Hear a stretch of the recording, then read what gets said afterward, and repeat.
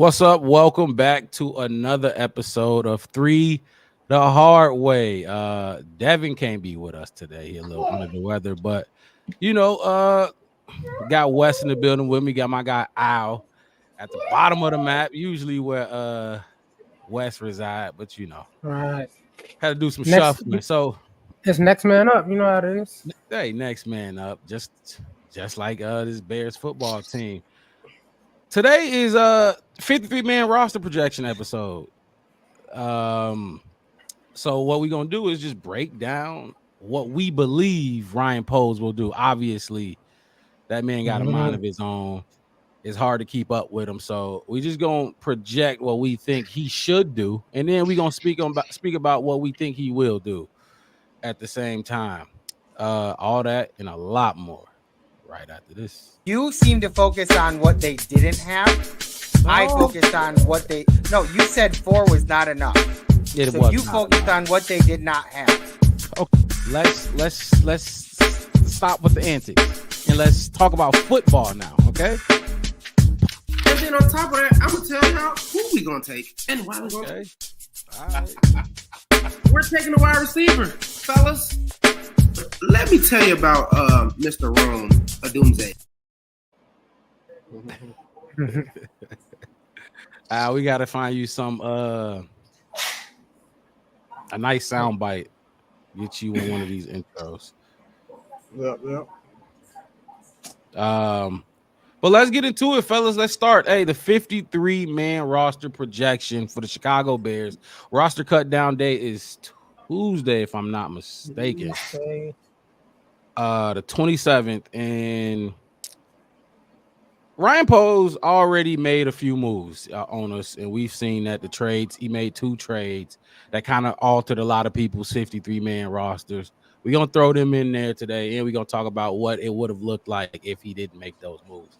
Not shocked that he did, because they asked after that Kansas City Chiefs game, they asked Matt Eberflus about the D tackle depth, and he flat out said it was concerning. So I kind of figured he was gonna Poles was gonna make a move at some point, but y'all want to speak on those 2 guys real quick before we jump into the list? Any thoughts on what were y'all surprised by the moves? No, I wasn't surprised that they was gonna make moves at those positions. I was surprised at those players, though. I ain't, too much insight on neither player. So I was those surprising names, but not surprising positions. Same thing. He said it already. When they was going after Judon, he said that they wanted to get him in, and that they wasn't done searching and looking. And just like Poles in his fashion, if I can't get a super legendary defensive lineman like a Judon, let me go get a combo package that'll make up for that. So the same thing, Al. I'm not too familiar with the guys, but I did look at and see what they did. Right. Like I said, they got good size, especially Williams, Taylor. I saw some of his highlights against the Lions, one of the Lions games he played against. And hey, man, if he played like that against the Lions for us, he's all right with me. Taylor, I did see a clip on him. Didn't he smoked Jared Goff late? Oh yeah. Turned him into a greater than, a less than sign. And then got up and celebrated afterwards. But it was not knowing the flag was thrown. All right, well, let's start with the quarterbacks then, fellas. Let's start with the quarterbacks. It's probably going to be the easiest room. We probably going to agree on this one the most. The QB room. I kept 2 guys. Obviously, Caleb and that man Tyson Bagent. Not to say we won't. I think I don't think we keep ripping, but I do think Reed goes to the practice squad. I do want to make that clear. A lot of these guys that get cut will probably make our 16-man practice squad. So they'll be in the building somewhere. That's my QB room. Caleb and Tyson Bagent. My 2 is the same, Caleb and Tyson. I picked them for 2. I was going to do 3, but I didn't because I wanted to save that spot for somebody that can probably play special teams. So I kind of like just took it down to 2 quarterbacks and wiggled it the other player somewhere else. So I just took 2. Same with you. Same. I disagree. I took 3. I kept ripping. Just because, as we've seen over the last couple of seasons when it comes to quarterback, I think last season 60 different quarterbacks started in NFL. Yes, and that's my whole thing, especially with the concussion protocol thing. You know, you could put in, let's God forbid, you put Caleb in the first quarter, he get hit. Let's say nothing wrong, but a doctor say, hey, look, I'm taking him out. Third party doctor say I'm taking him out. Third quarter, Tyson Bagent hit. I'm taking him out. Now you're searching for, a decent quarterback that could probably play the next game or 2. And I think Rippon would be that. And that was my reason for keeping him in, just because of how the history of the league going and how the way they are refereeing those concussions and how that protocol goes. Because there's nothing that the teams can do, it's nothing the players can do. If that doc say, hey, look, he's in. It happened to C.J. Stroud. He got hit hard. They took him out for 1 game for concussion protocol. Other than that, he would have probably had a way better season than he had last year. On top of that, so that's why I kept 3. So that's interesting. And so Al, my question for you is: when you get to that point in the player that you cut a QB for to save, you know what I mean? When you come, just mention. Let us know what player that was that you had to cut a third QB for. If you did the third QB out, who would it have been? It would have been Rippon. It would have been the same guy. We're gonna keep it with them 3. Them 3, they played the most. They looked comfortable in the system. Definitely a practice squad player, like you said. We'll call them up if no other team don't come grab them. But I'm agree with y'all on that. So Wes kept 3 quarterbacks. I kept 2, and Al kept 2 quarterbacks as well. Easy one. Before we move on, I just want to make sure I get this out. Forgot to mention at the top of the show, hit the like button, subscribe to the channel, the Black Bear Podcast. 1 word, no spaces. This is 3 the Hard Way. Our original Saturday show had to get moved to Sunday, so we are here now. Better late than never, right? Absolutely. Running backs. This is when it's gonna start to get a little fun. I'll go first, or one of y'all want to take it and kick off the running back. I'll go first since I went last. Let's try to keep some type of fluency up in here. So I kept 3. Obviously, I got Swift, I got Herbert, and I had to keep my man's Roshan. I got to stay solid with him. I'm kind of like married to him since doing this podcast. I couldn't cut him. I don't see. I really don't see the same. Like it's kind of reversed with me. And I know it sounds crazy because they're running backs, but I didn't see the reason to keep. Homer is probably going to be on the practice squad. I don't think nobody's going to pick him up. So if we do need him, I think he'll be solid. I think to go back to the quarterbacks, somebody might pick up Rippon. I think they would, given the history of the league. I think somebody would pull him over and make him their third, honestly. But I didn't feel the same about our running backs. Even though Herbert got injured last season, but with Swift and Herbert and Roshan, I think it'll be more, Roshan, he got more experience now. Herbert looks better, as you saw in preseason. Mark wouldn't let me live it down. And we got Swift, who's going to take most of the load. So I didn't think we needed 4 running backs, so I only kept 3. Did you separate Blasingame for the running backs and fullbacks? Yeah, I separated him as a fullback. Okay, so if you want to add him? Yeah. So I got 4 backs total. 4 backs total, 3 running backs, and then Blasingame. Okay, that makes sense. So you kept 4. Wow, that's interesting. Yeah, definitely. Go ahead, Al. Or no, go ahead, Wes. Go ahead, finish off. I was gonna say I still kept Velus Jones, so I didn't know what position to put him at. So I mean, so I got 5. Why have 5? We'll know if you cut him or not when we get to the wide receivers. If he ain't on your wide receiver list, then we know what happened to him. Yeah. What's up, Al? What you thinking for the running back room? Man, I got 5. I got 5 running backs, and I picked 5 running backs based off the value that they can add at special teams also. So I kind of looked at that I took Swift. I took Khalil Herbert. I took Roschon Johnson. I took Velus Jones. I put him into the running back category now. Mm-hmm. And I also took Blasphemy as a fullback. Khalil Herbert, I'm big on, you guys know how I feel about him. I think that if push comes to shove, we can trade him. That shouldn't be an issue.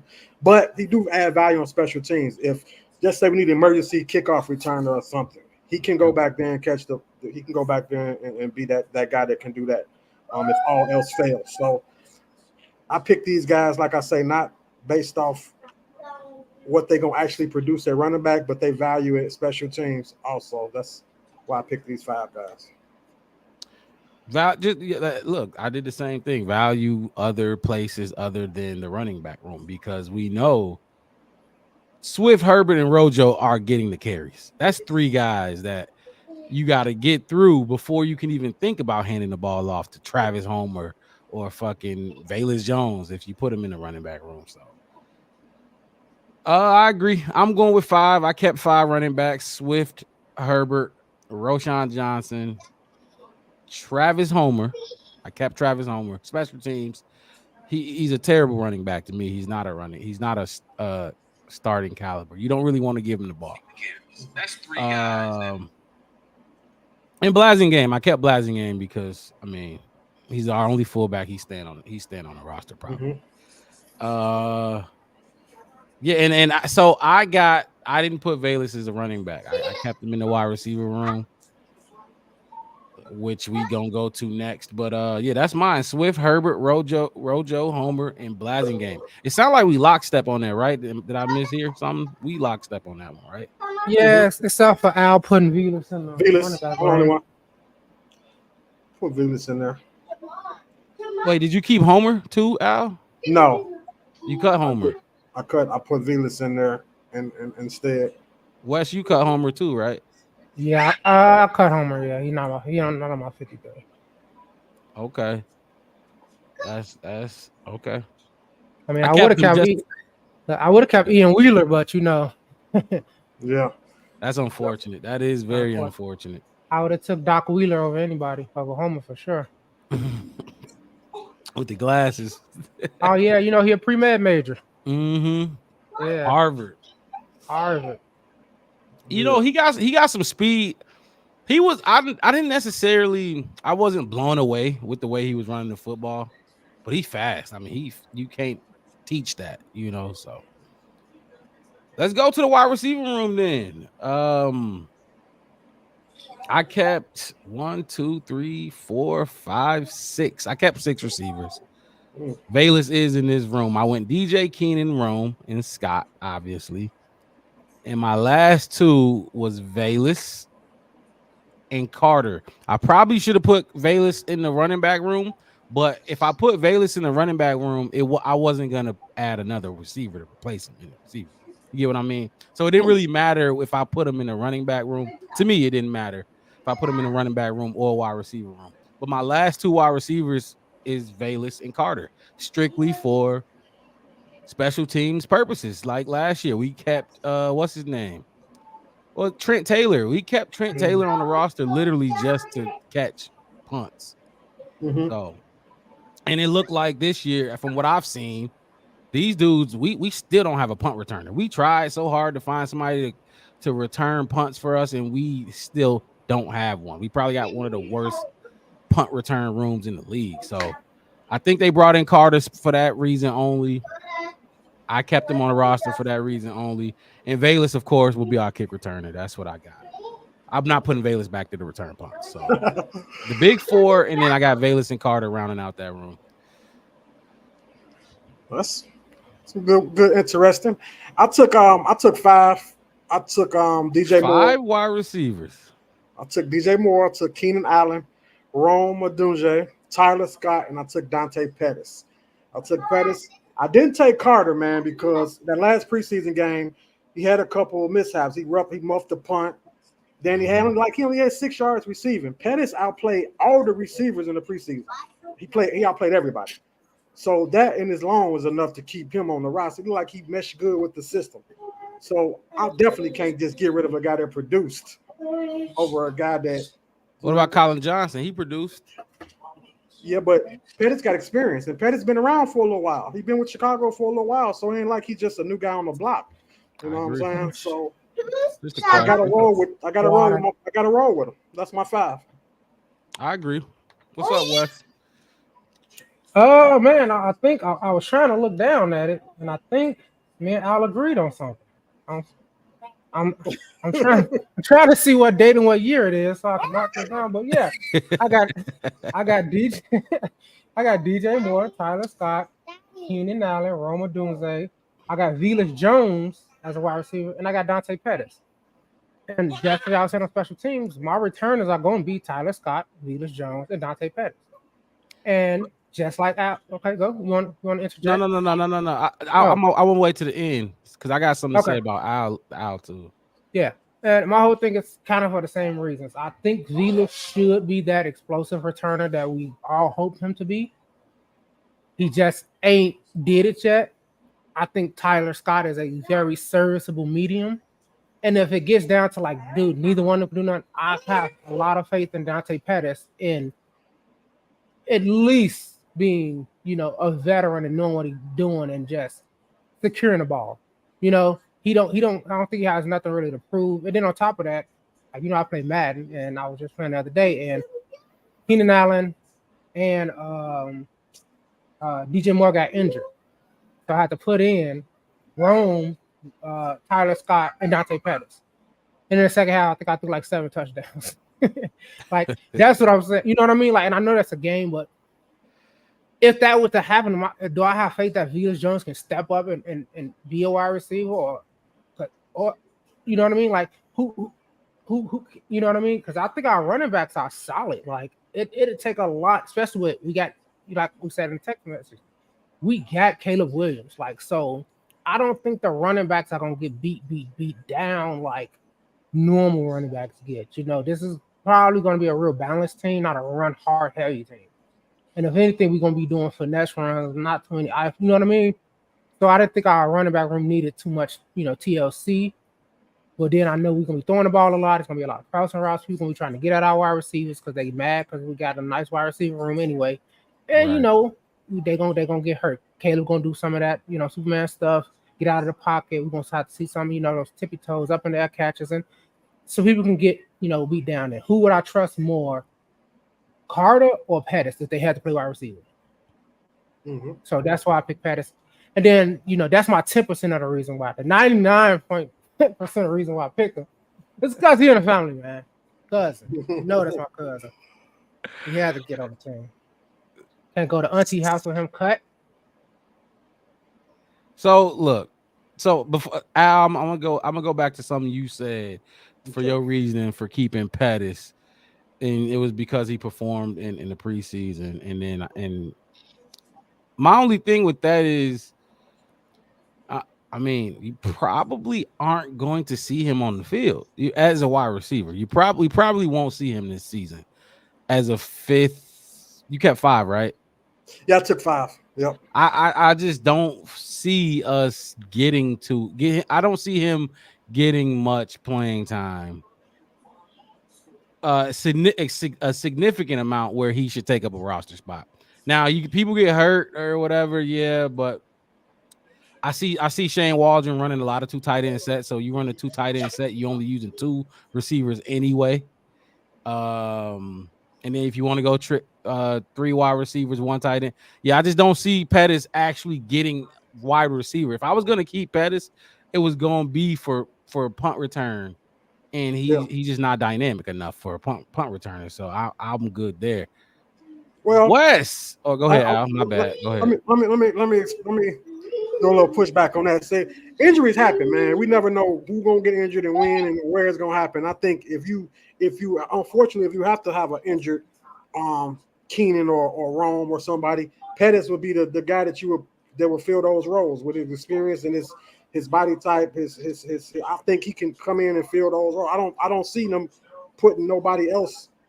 If it's the next man up type of approach, I think he would be the one that I would trust based off his performance in the offense in the preseason. I would trust him to get the job done versus somebody else, just based off the body of work he already did in the new offense. And special teams, he's serviceable on special teams. Everybody can't go back there and catch punts. That's why Velus Jones is we throwing him up in the air right now. At least we know Pettis is going to probably, at least he can know he going to catch the punt. I think he muffed one in the preseason. Wait, hold on, Mark. Don't steal my points. Oh, I got you. Okay, I got you. But hold on. Okay, I'm gonna let you take that one, Wes. But hold on. Yeah, that's the fifth receiver. We talking about injuries. Tyler Scott getting a bite at the apple before we even get to Pettis. Tyler Scott is fast and he's great. He's good. He ain't developed all the way yet, and he's a little thin. I don't think he's developed as much as Dante Pettis has developed. Yeah, I don't think so. I mean, Tyler Scott performed. He definitely looked good in the offense, but I just think Dante Pettis is a little more ahead of the game on the developmental. And just been in the NFL for a while. He's been around for a little while. He's not a rookie.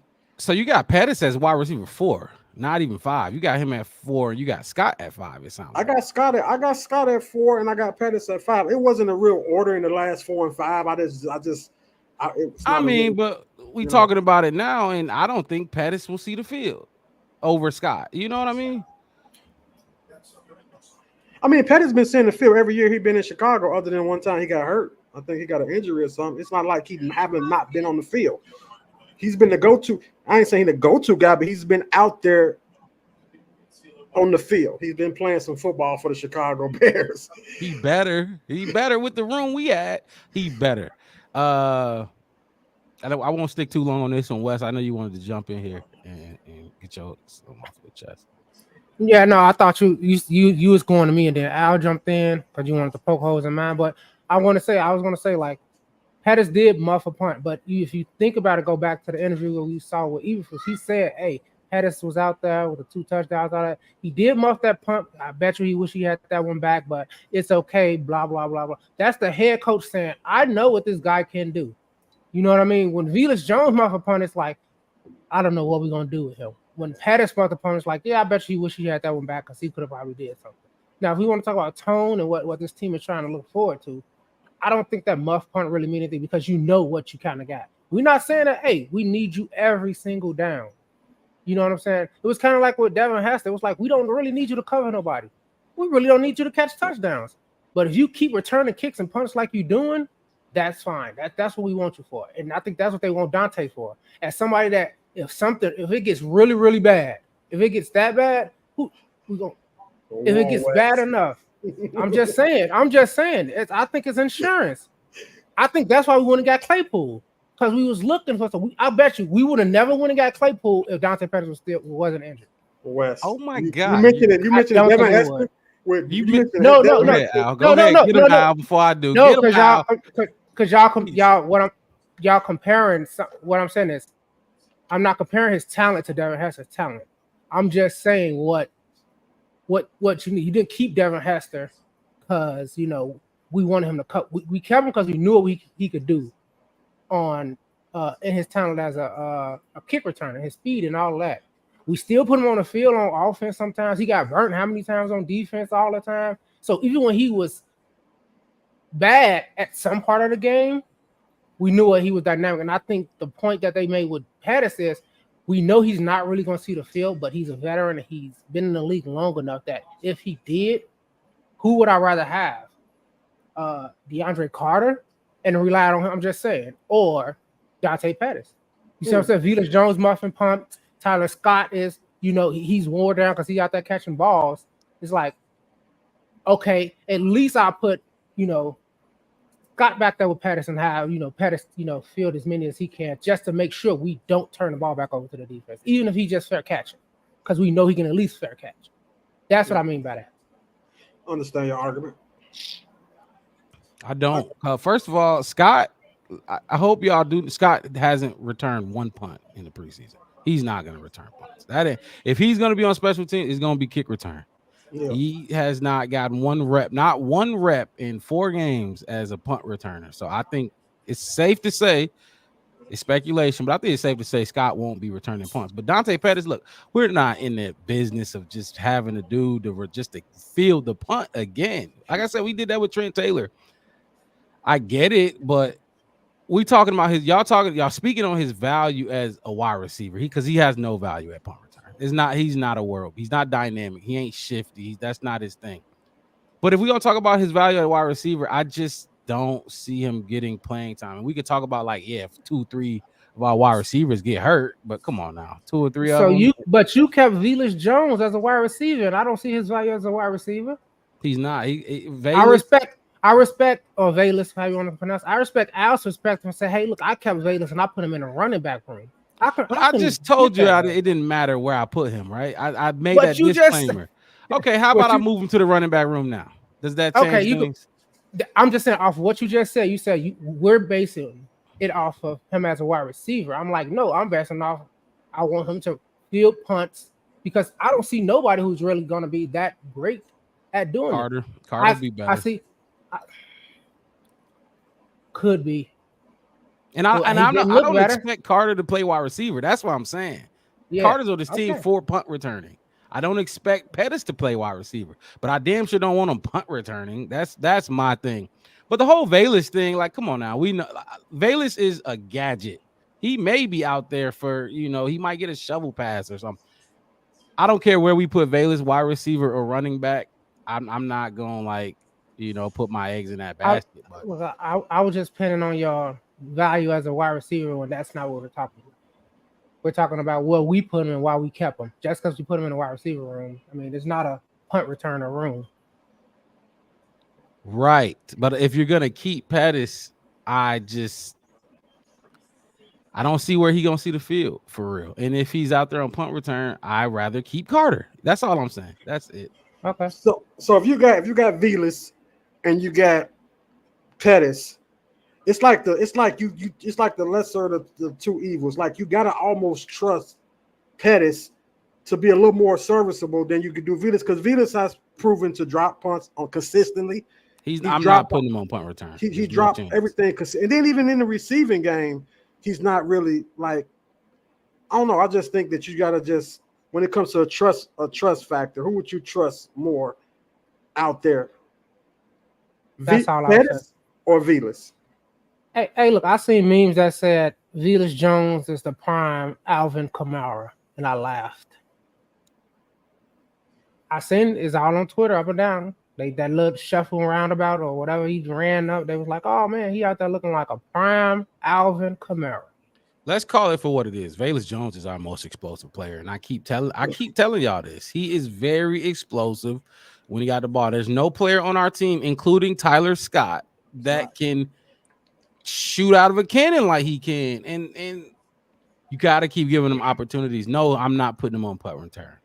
No, I'm not gonna line him up at wide receiver. But guess what? I will put him on kick return, and I damn sure will put him at running back if I want to be, tricky with it. You know what I mean? So now you just experiment. If Velus Jones got to be back there at your running back, then you in trouble. I just think you just playing. Now you wasting reps.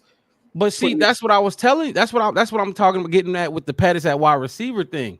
We got Swift, Herbert, even Rojo. If we're getting to Velus Jones at running back, then something is terribly wrong, right? Yeah. Which is why he's my kick returner. He's my special teamer. That's what I'm saying. He's very dynamic at that. I don't think Pettis is better than him at special teams at all. No. I just trust Pettis more than I trust Velus Jones. I agree. I get that. That's all I'm saying. It's not like we got somebody to say, like I said, I'm compare them to Devin Hester now. It ain't like we got a Devin Hester on there and say like, oh, Devin gonna do it all. Right. You know what I mean? Somebody that we know for a fact that can do it. So, like I said, in that situation, I'd rather be safe than sorry. No, I feel that. If we talk about punt return, yeah, Pettis can have it, but that's not my punt returner. So if he's not returning punts for me, I just have no use for Pettis. But all right, go to the line. Let's go to the line. Let's go. We're gonna go to the tight end room next. Oh, tight end. But before we move on, because we had a long discussion on that, let's just each go through our receivers we kept real quick. I went with Keenan, DJ, Rome, Scott, Velus, and Carter. Just real quick, run through it. DJ Moore, Keenan Allen, Rome, Tyler Scott, Dante Pettis. Okay. DJ Moore, Tyler Scott, Dante Pettis, Keenan Allen, Rome Odunze, Velus Jones. What roles? So I don't. What roles does Velus play for you, Wes? If you got Pettis returning, now this is what. Remember, I told you on the text. The only reason I actually kept Velus Jones is because I know he's not getting cut, and I didn't want to have that when we compare it to the actual 53. I want to be as accurate as possible. It's possible. And like I said, if I kept Pettis, because obviously it was my personal pick anyway. I can respect Pose enough to keep Velus on my roster because I know that's gonna be his personal pick. For sure, I like that. That's why I said when I was like, that's why I got creative with it. I'm like, I'm gonna keep him. I got some other little stuff y'all not gonna agree on, and I really don't have a valid excuse for it. Just that I don't know if Pose can be a little personal with his. I was a little bit personal with mine. Yeah, that's a good point. That's a great point. Let's move on. Let's go to tight ends then. Al, you want to kick this one off? Tight end. I went with 4 tight ends. I went with Cole Kmet, Gerald Everett, Mercedes Lewis, and Carlson. I kept Carlson. Now, that was my swap out for my quarterback. You know, you told me you wanted me to tell you about that. Yeah. I put Carlson because I had 3 tight ends at first, and I was going to keep another quarterback, but then I swapped it out, cut him off the quarterback list, and cap another tight end for special teams purposes. Slow. Plus, Carlson can block, man. He can block too. He'll block in tight end. So Mercedes Lewis is 50. So I mean, we can't expect him to just be doing a whole lot. He's more of a mentor to the younger guys. I took Carlson just based off. I just think he's going to be a good blocker, or maybe a special teams guy. You know what's funny? Wes, you can go next, but I originally did have Carlson, but I took him off. I did I took him off. I did have Carlson, so I see a little bit of what you're doing there, Al. What's up? They cut Sweeney. They cut Sweeney already. They cut Sweeney. Sweeney wasn't gonna make this team. We don't got that many options though at tight end. Though we don't got a lot of options to choose from. Maybe we can. We're gonna see what Wes say. Yeah, what's up, Wes? I see absolutely. Okay, first of all, let me go back to the beginning. I want to jump in the middle of the book. How many you got? I got 3. Okay. That like it should be. I got Kmet, Everett, and Lewis. I thought about keeping some of the other tight ends, but honestly, to take one from the last little segment, I didn't see a reason for another tight end. I really didn't. I really didn't. And I'm thinking of the team dynamic and the balance that we're going to kind of have. And our tight ends are probably going to be the least used, right, on the offensive side of the ball. I mean, I was the O-line. Like, ow, now. You know what I mean? Like, yeah, block, maybe catch a pass, because I'm saying if they catching passes, then why keep all these receivers? You know, if they, you know what I mean? Like, for blocking purposes to reinforce the line. And for me, that's 3 tight end plus I got, 10 offensive linemen. That's, like 13 people blocking, period. You know what I mean? So I didn't think I needed another tight end. I didn't give it a second thought, to be honest. I looked at their names, and after that, I couldn't tell you who they was. When he said the name, I was like, I didn't even remember that was a tight end. I thought he would have said something like Sweeney. I remember Sweeney more than Carl. Sweeney was balling. That's why. Sweeney was balling. He was all right, and he got cut. So that tells me that we only gonna have 3 tight ends anyway. So I was just shocked because I was trying to see what our game plan was. That's why I was in my headset trying to see what call he was calling. What if the offensive line struggle? What if the right tackle and the left tackle struggle and you got to bring a tight end to come in and block and help out on the line? What if we don't know that we're going to be able to run just the 5 offensive linemen? They might struggle. The tackles might struggle. So you need another blocking tight end that can come in and help them guys out as an extra blocker on the line. We might have to have that. We don't know yet. We do have that. But we do have that, or we know we have that. Who? We got Gerald Everett is not a blocking tight end. Now I know we got Cole Kmet and Mercedes Lewis, and if you need to bring Mercedes Lewis in, that's the whole point you're saying. What if bring the like we said about bring the veteran, bring the insurance in. My whole defense with Dante Pettis, I would. Hey, we got to get down to that. Let me bring Mercedes Lewis in. I know I need him for this game. I need him for this series until we figure something else out. I need him for just now. And then he go sit back down and knit a sweater. It don't matter. Yeah, Mercedes Lewis not playing. He playing 0 special teams snaps probably. Yeah, but that's why I kept a lot of my defensive players for. But we'll get to that later. Yeah, no. Because only one person getting the ball. True. Everybody else tackling somebody or blocking. I don't need offensive players out there doing that anyway. They can, but Yeah, I think that's disrespectful to even talk to Mercedes Lewis about special teams. The man is 40. He's been in the 40 league. years old. For too long. He ain't playing no special teams. But I do think he's our best tight end blocker. He's our best blocking tight end. He will play and he will get some blocks. That I don't know how much, but like I initially started, I kept Carlson, but later on cut him because I just thought 4 tight ends was doing a little too much. So I went with 3. Went with Kmet, Everett, and Mercedes Lewis. And just because, first of all, Kmet and Everett are going to play a whole lot. And look, Carlson, a lot of the times when we cut these dudes, we got to remember, if we cut them, will they make our practice squad? If a dude gets hurt, we could just call them back up. You know what I mean? So people like Carlson, go ahead. No, my only thing with that is, what if they don't want to play on our practice squad? They can go take a contract. They can go somewhere else. They can another team can come and get them. If another team, that's my thing. That's what I'm saying. Carlson's getting snatched by nobody. Exactly. That's why I kept ripping, because I felt like he was something that other teams would come and steal. Oh, for sure. I don't think Rippon will be on this team. I think somebody's gonna need him, especially y'all see how the Packers backup quarterbacks playing. Horrible. So I agree with that. I don't think Rippon gonna be on this team. I mean, I looked at Trey Lance and I was just like, Jesus. Trey Lance, 5 interceptions or whatever they got going on over there. Jesus.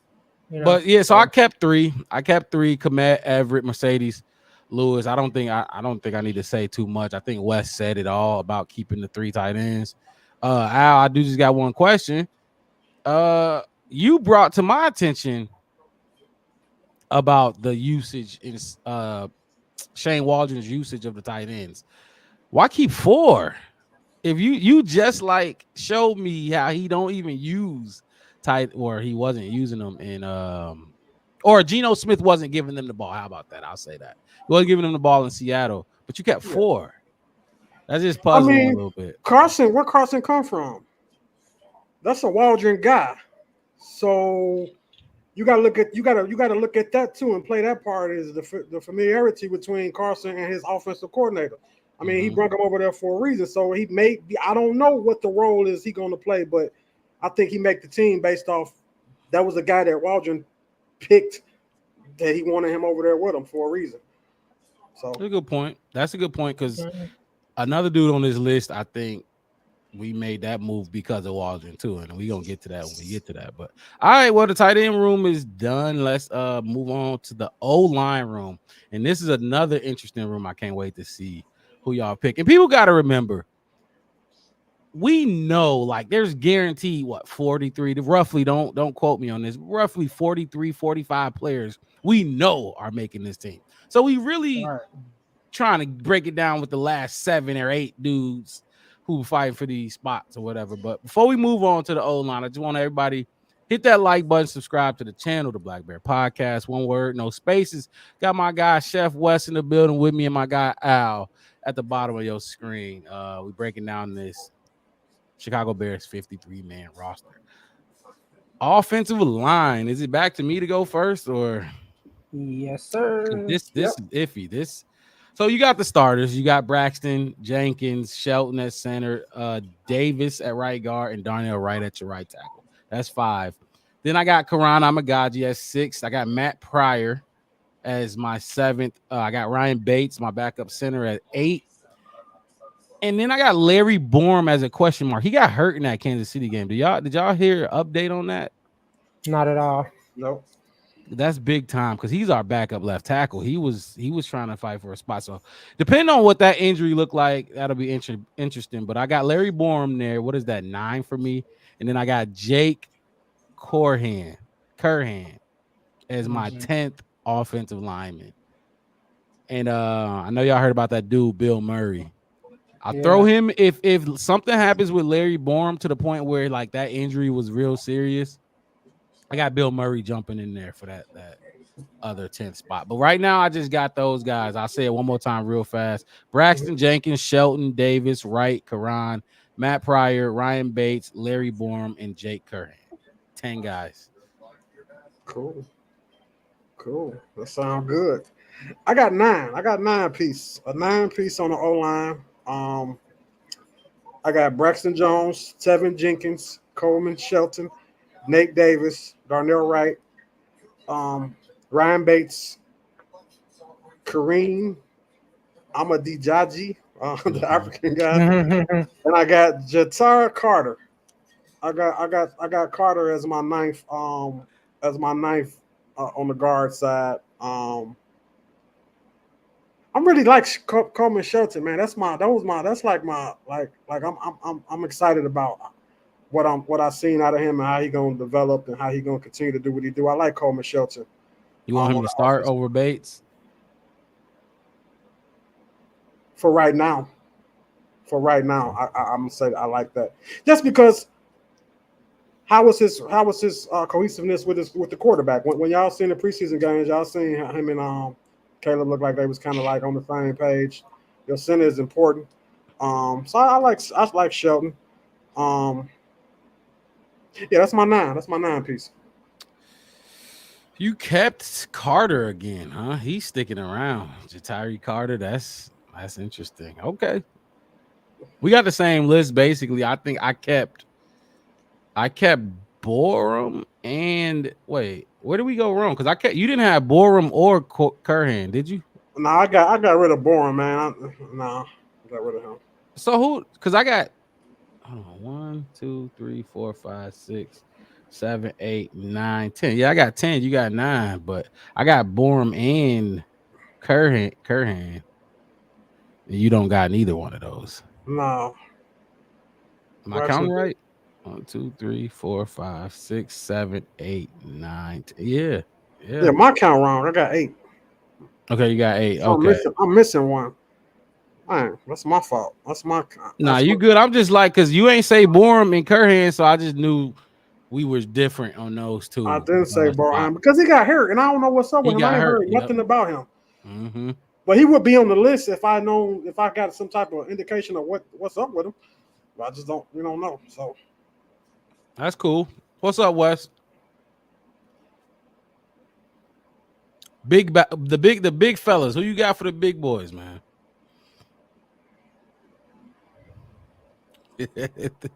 Are you counting? Are you on mute? What's you on mute? He on mute. Hold on, I got you.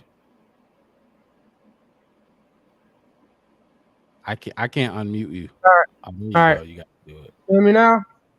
All right, I just want to count how many we had. So I think I got 10. So I got Jones, Jenkins, Bates, Wright. I got Davis, Pryor, Amagaji, Sheldon, Curran, and Bill Murray.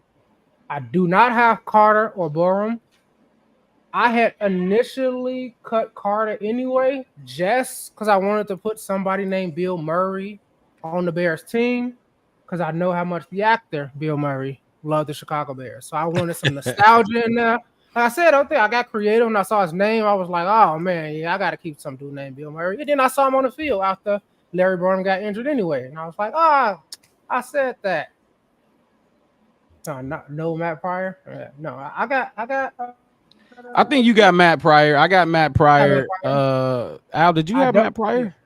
I don't got Carter. That was the one I left off the list. My bad. Go ahead, Wes. It's on you though. It's on you. No. I was just saying the ones that I think everybody was talking about or we were debating on this. I don't have Carter or Borum. Carter, the wide receiver. No, Ja'Tyre Carter. Oh, yeah. I don't have him either. I don't have him. That's the Carter you were talking about, right, Al? Yeah, Ja'Tyre Carter. Yeah, that's okay. All right. Also, I know we want to talk about DeAndre Carter on the line. Yeah, so those are two I didn't put in there. Like I said, I kept obviously I kept Pryor, Sheldon, and Karan because we just got them. A lot of them got that Seattle Waldron brought a lot of those guys over. Like I said, even though we didn't see Karan, we brought him in. I think, Pose being Pose, he gonna keep him.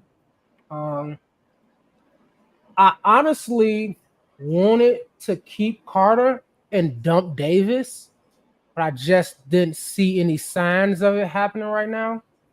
Yeah. And fortunate enough, Larry Bourne went down, so it was an easy kind of swap for me after that.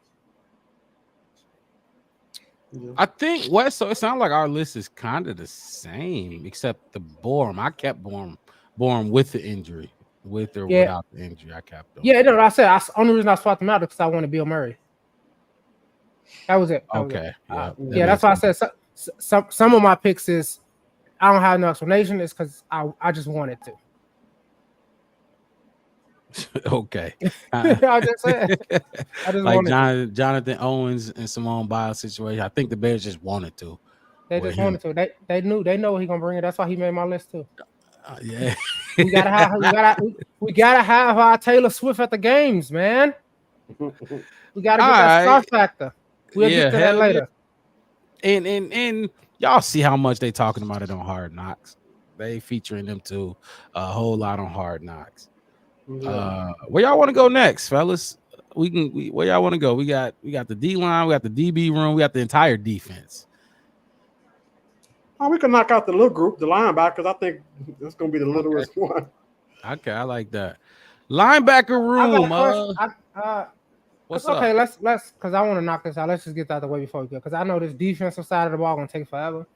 So with these actual special teams positions, not the returners, but I looked at the depth chart and I cut that Waiterman dude as the holder, the backup long snapper. Yeah, is that who he is? The backup long snapper, Waiterman. Yeah. They got him down as the holder, but I think Torrey Taylor is the holder, right? Oh, whoa! You talking about Corliss Waiterman? Yeah, that's the backup punter. Backup punter. Yeah, he ain't make it either. Yeah, that's the black guy. That's the black dude. Yeah, no, he ain't make it. Yeah, it's Curtains. Yeah, it's Curtains. But everybody else, I'm pretty sure we still got Cairo, Patrick, and Torrey for quote unquote D special teams. Yep. All right, cool. All right, that's done. See how we get through that? All right. See, you're right, because I had that and we didn't even have to get the special teams room. Yeah, that's it. That's it. Because I mean, we can't. Ain't no arguing with that. But that was the only question I had, because I had enough. Because I saw holder, and I put Torrey Taylor, and then I scratched Torrey out because I looked at the depth chart and I was like, oh, Corliss Waiterman. All right, I asked him, and then I started crossing out names, and I got down to him like, he don't even hold the ball. Like, I don't need him. That's a free spot. But I like how you doing it that way, because too, if you want to say who you cutting, mention it. I should grab the roster, but I do like that. Like, okay, I'm keeping him.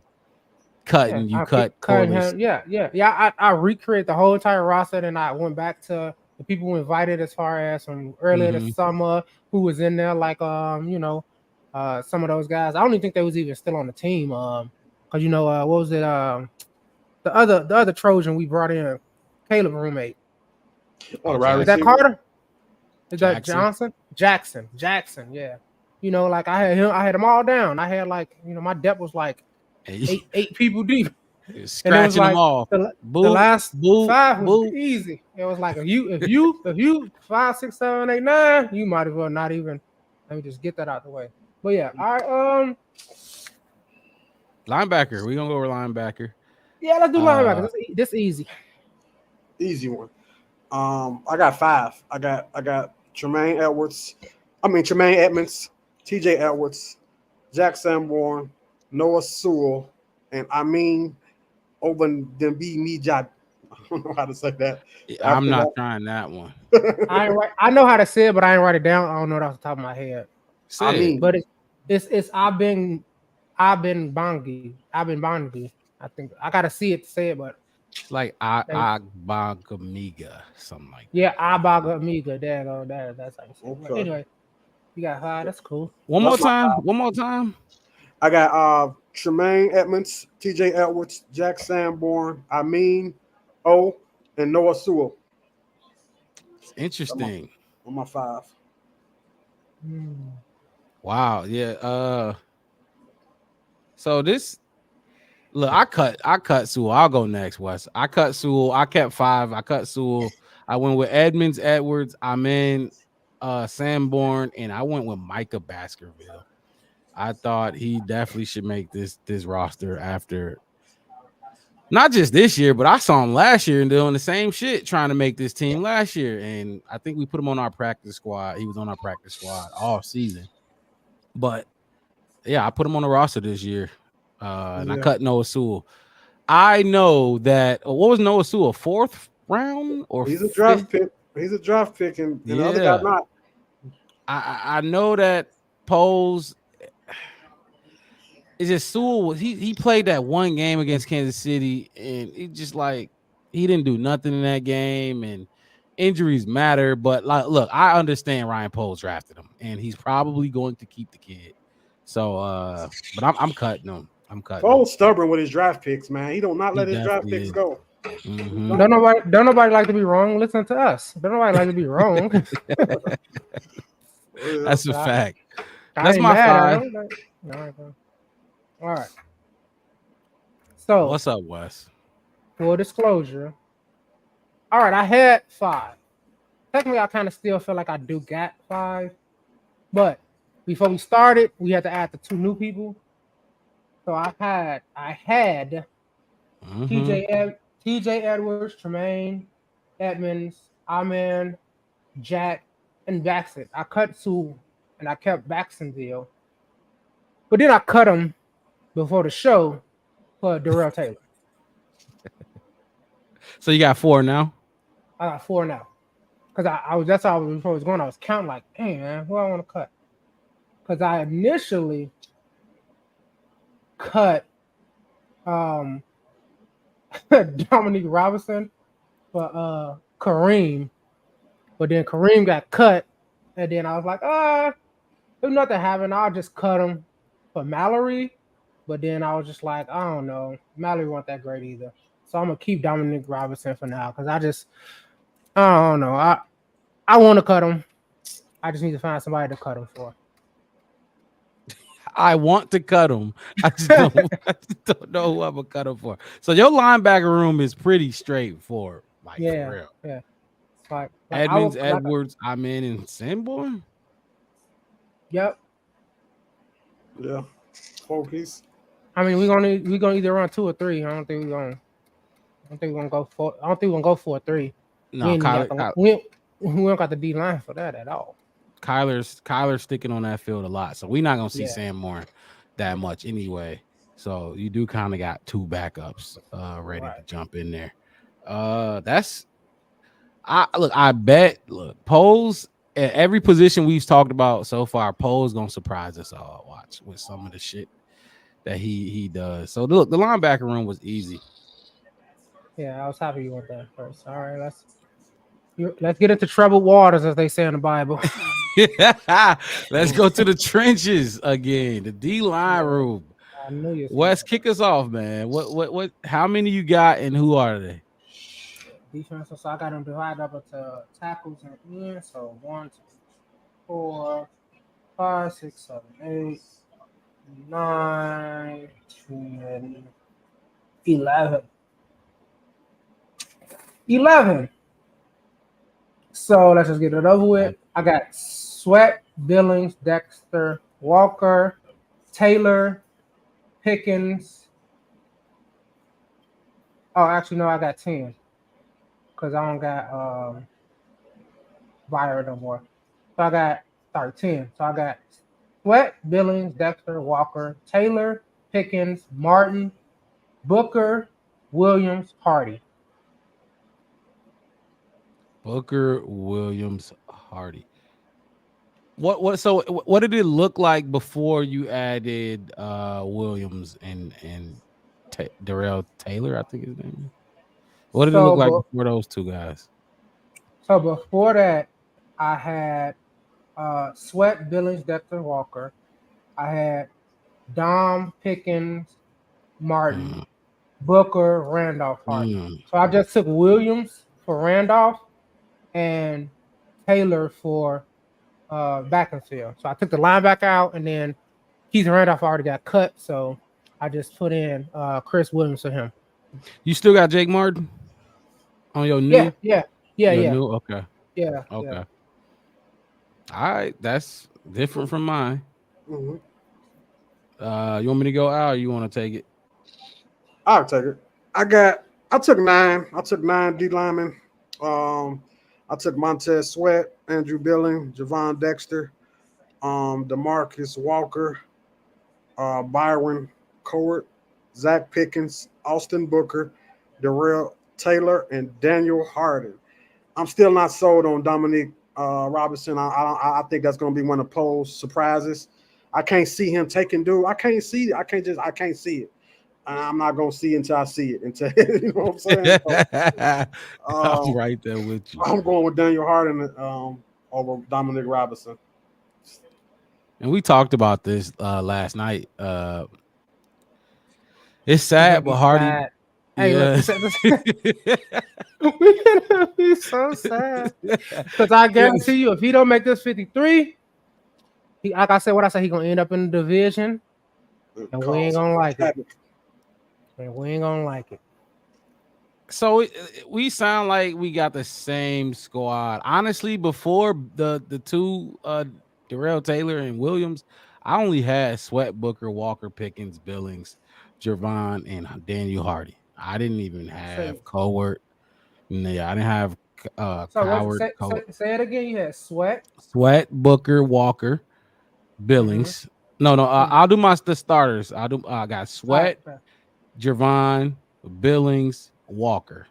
Okay, we all got that. And then I had Pickens and Hardy.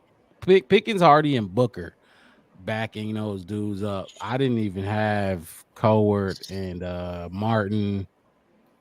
And was there another one I missed? But I didn't have those dudes. That's all I had originally. Randolph Jr. Oh yeah, and Randolph. I didn't have Randolph either. Definitely didn't have Dom Rob. I thought Dom Rob should have been gone last 2 years. I wish you could see. I said, I wish you could see how many names and arrows I got coming from him. You can see like right in the middle. Like I got so many like arrows and names. I got like maybe hoping somebody take his spot. Maybe Mallory. Like who can I put? Because I just want the, I ain't got no faith in them. I kept a little bit more than I wanted to keep in the sense of kind of how like what Pose did. Like I was talking about when we couldn't get Judon, so he went and got Taylor and Williams to kind of combine and fix that. That's why I kept like Jacob Martin, Pickens. I was gonna keep Booker and Hardy anyway because I thought they played astronomically well, better than Dom Rob, better than a lot of these guys, So, and I thought that especially them being two young guys, some people that we can build on and can build some loyalty into, and we can probably stick around, maybe get some in the future, get some team friendly contracts, like we kind of put our neck out there for you guys, and keep building and replace some of these guys we talked about, like Sweat, Billings, Sweat, Walker, maybe even Billings, maybe like I said, maybe they put on some weight. One don't want to go to inside of the line, who knows? And just like we talked about yesterday and a little bit today, Hardy, he probably gonna get cut. Like, let's be 100, he's probably gonna get cut. It's the Travis Gibson effect, like last year, and Terrell Lewis as well last year. Balled out in preseason, and they still didn't make this team. Yeah, so that look, I don't think Poles is done making moves on that D line though. For sure, I think he got more coming because they don't like it the way it looked. They just traded for two dudes back to back. They still don't like the way that D line looks. So yeah, and I say hit him in the gut. Rob, Pickens, Cowart, Martin. Don't take away from your youth. You said you're building for the future. Don't lie to us. That's what you said. Yeah. You want to get young, faster, stronger. And Pickens been hurt too. That's another thing. That's another thing. That's what I'm saying. It's like a lot of the middle of my little thing, I got so many scratch marks and etches and X's and checks, and I'm like, look, I went back and forth. I was like, I didn't want to have not enough, but I didn't want to keep a lot of dead weight. Like I said, I didn't want to get rid of the young guys because I'm like, with some time, I think, and then, like I said, in 2 or 3 years, they end up in the same position Dominic Robinson in. We got 2 or 3 years to drive some more younger ones. You can't hit them all, but I think we'll be missing out on Hardy and Booker. Yeah. Injuries matter. Like you kept Martin, and Martin was like, from what I was hearing, Martin was like a top backup for us on that D line, but he got hurt. And but my whole thing is like I wanted to get rid of Don Rob because injured or hurt, he just we had this summer conversation about how we didn't want him in there. Pickens too, we talked about him a lot. But for me, it's like, well, what else? Like I didn't want to put Booker or Hardy as the second, just in case, just to throw them in a fire. So let me get some type of buffer in between them. Right. At least keep 2 of those guys. Yep. You know what I mean? Yeah. Nah, I get it. That's what I was thinking. Was doing there. Yeah. Let me ask y'all a question. I'm gonna ask both of y'all a question. Darrell Taylor, defensive end, right? Now, he seemed like he got a high motor. He seemed like he's a pass rushing type of guy. But I'm gonna ask y'all something. I'm gonna go back a little bit. Leonard Floyd, right? Leonard Floyd. we let him get out. We let him get away, and then we go get Darrell Taylor a few years later. I mean, come on. I mean, like why not? I know we can't go back and redo the past, but why not keep Leonard Floyd if you're just going to go back and revisit and go get a Darrell Taylor? I'd rather have Leonard Floyd on my roster right now, the way he's playing right now, than a Darrell Taylor. But I don't think Leonard Floyd is playing right now. I think the team and the defense and the scheme and the players they got around him is playing like that. It's taking it off him. Because remember, when we had Leonard Floyd, we wanted him to be what Khalil Mack and Brian Urlacher. We wanted him to anchor our linebackers. He was supposed to be our edge, our you know what I mean, like our defensive savior. Like Bears fans, we love the linebacker position, especially ones that make a difference multiple times in games.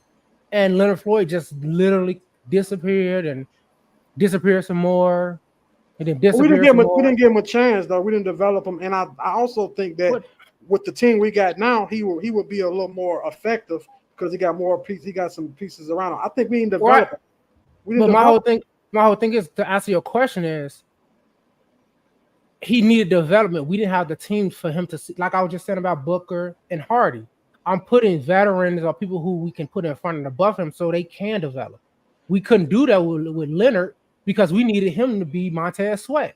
We needed him to be, Tremaine Edmonds. Like we need him to come. Is Darrell Taylor developed? Is Darrell Taylor is he developed? That's really my argument. Is he developed? Oh, my argument. Yeah, he is. He had 28 tackles, 11 assists, 5.5 sacks, and a forced fumble last season.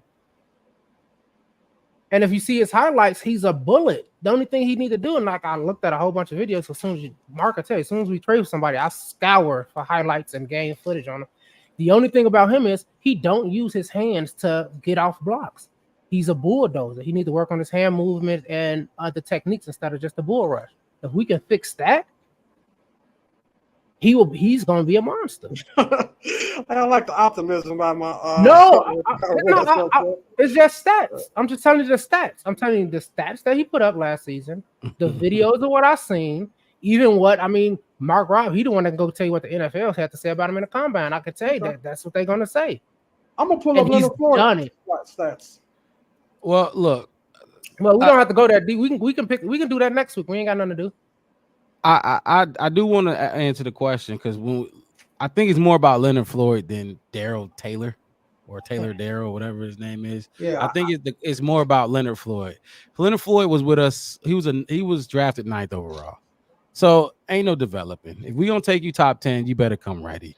Leonard Floyd was thin coming out of college, and he was supposed to be on the other side of Khalil Mack, and he just. In 4 years, we gave him a chance. We kept him for 4 years. We didn't pick up his 5th-year option. Right. And if we were to keep Leonard Floyd at that time, we would have had to pay him more than what he was worth. Now, granted, we let him go and we brought in Robert fucking Quinn and gave him $70 million over 4 years. I don't agree with that move either, but Leonard Floyd was posted 9th overall pick. Just imagine if he actually panned out to be what we needed him to be on this other side of Khalil Mack. Oh my God, we would have been, but he wasn't. I ain't gonna lie. I think he had 2 sacks in his contract year. That 4th season, I don't remember, but I remember it was against the Packers like week 1, and he didn't do anything else. So look, Yeah, I don't go ahead. Oh, no, you can finish. I was just gonna say I don't mind Leonard Floyd not getting re-signed at the time. I don't think the comparison between Leonard Floyd and Taylor is fair. I don't like Taylor is the expectations we had on Leonard Floyd is way higher than what we got on Taylor or Daryl Taylor. That's my. But I mean, this is our move. This is our GM move. This is our big move at defensive end. We know we need another pass rush. I don't think this is the big move. I mean, we got him for a 6th round pick. 6th round. That's big.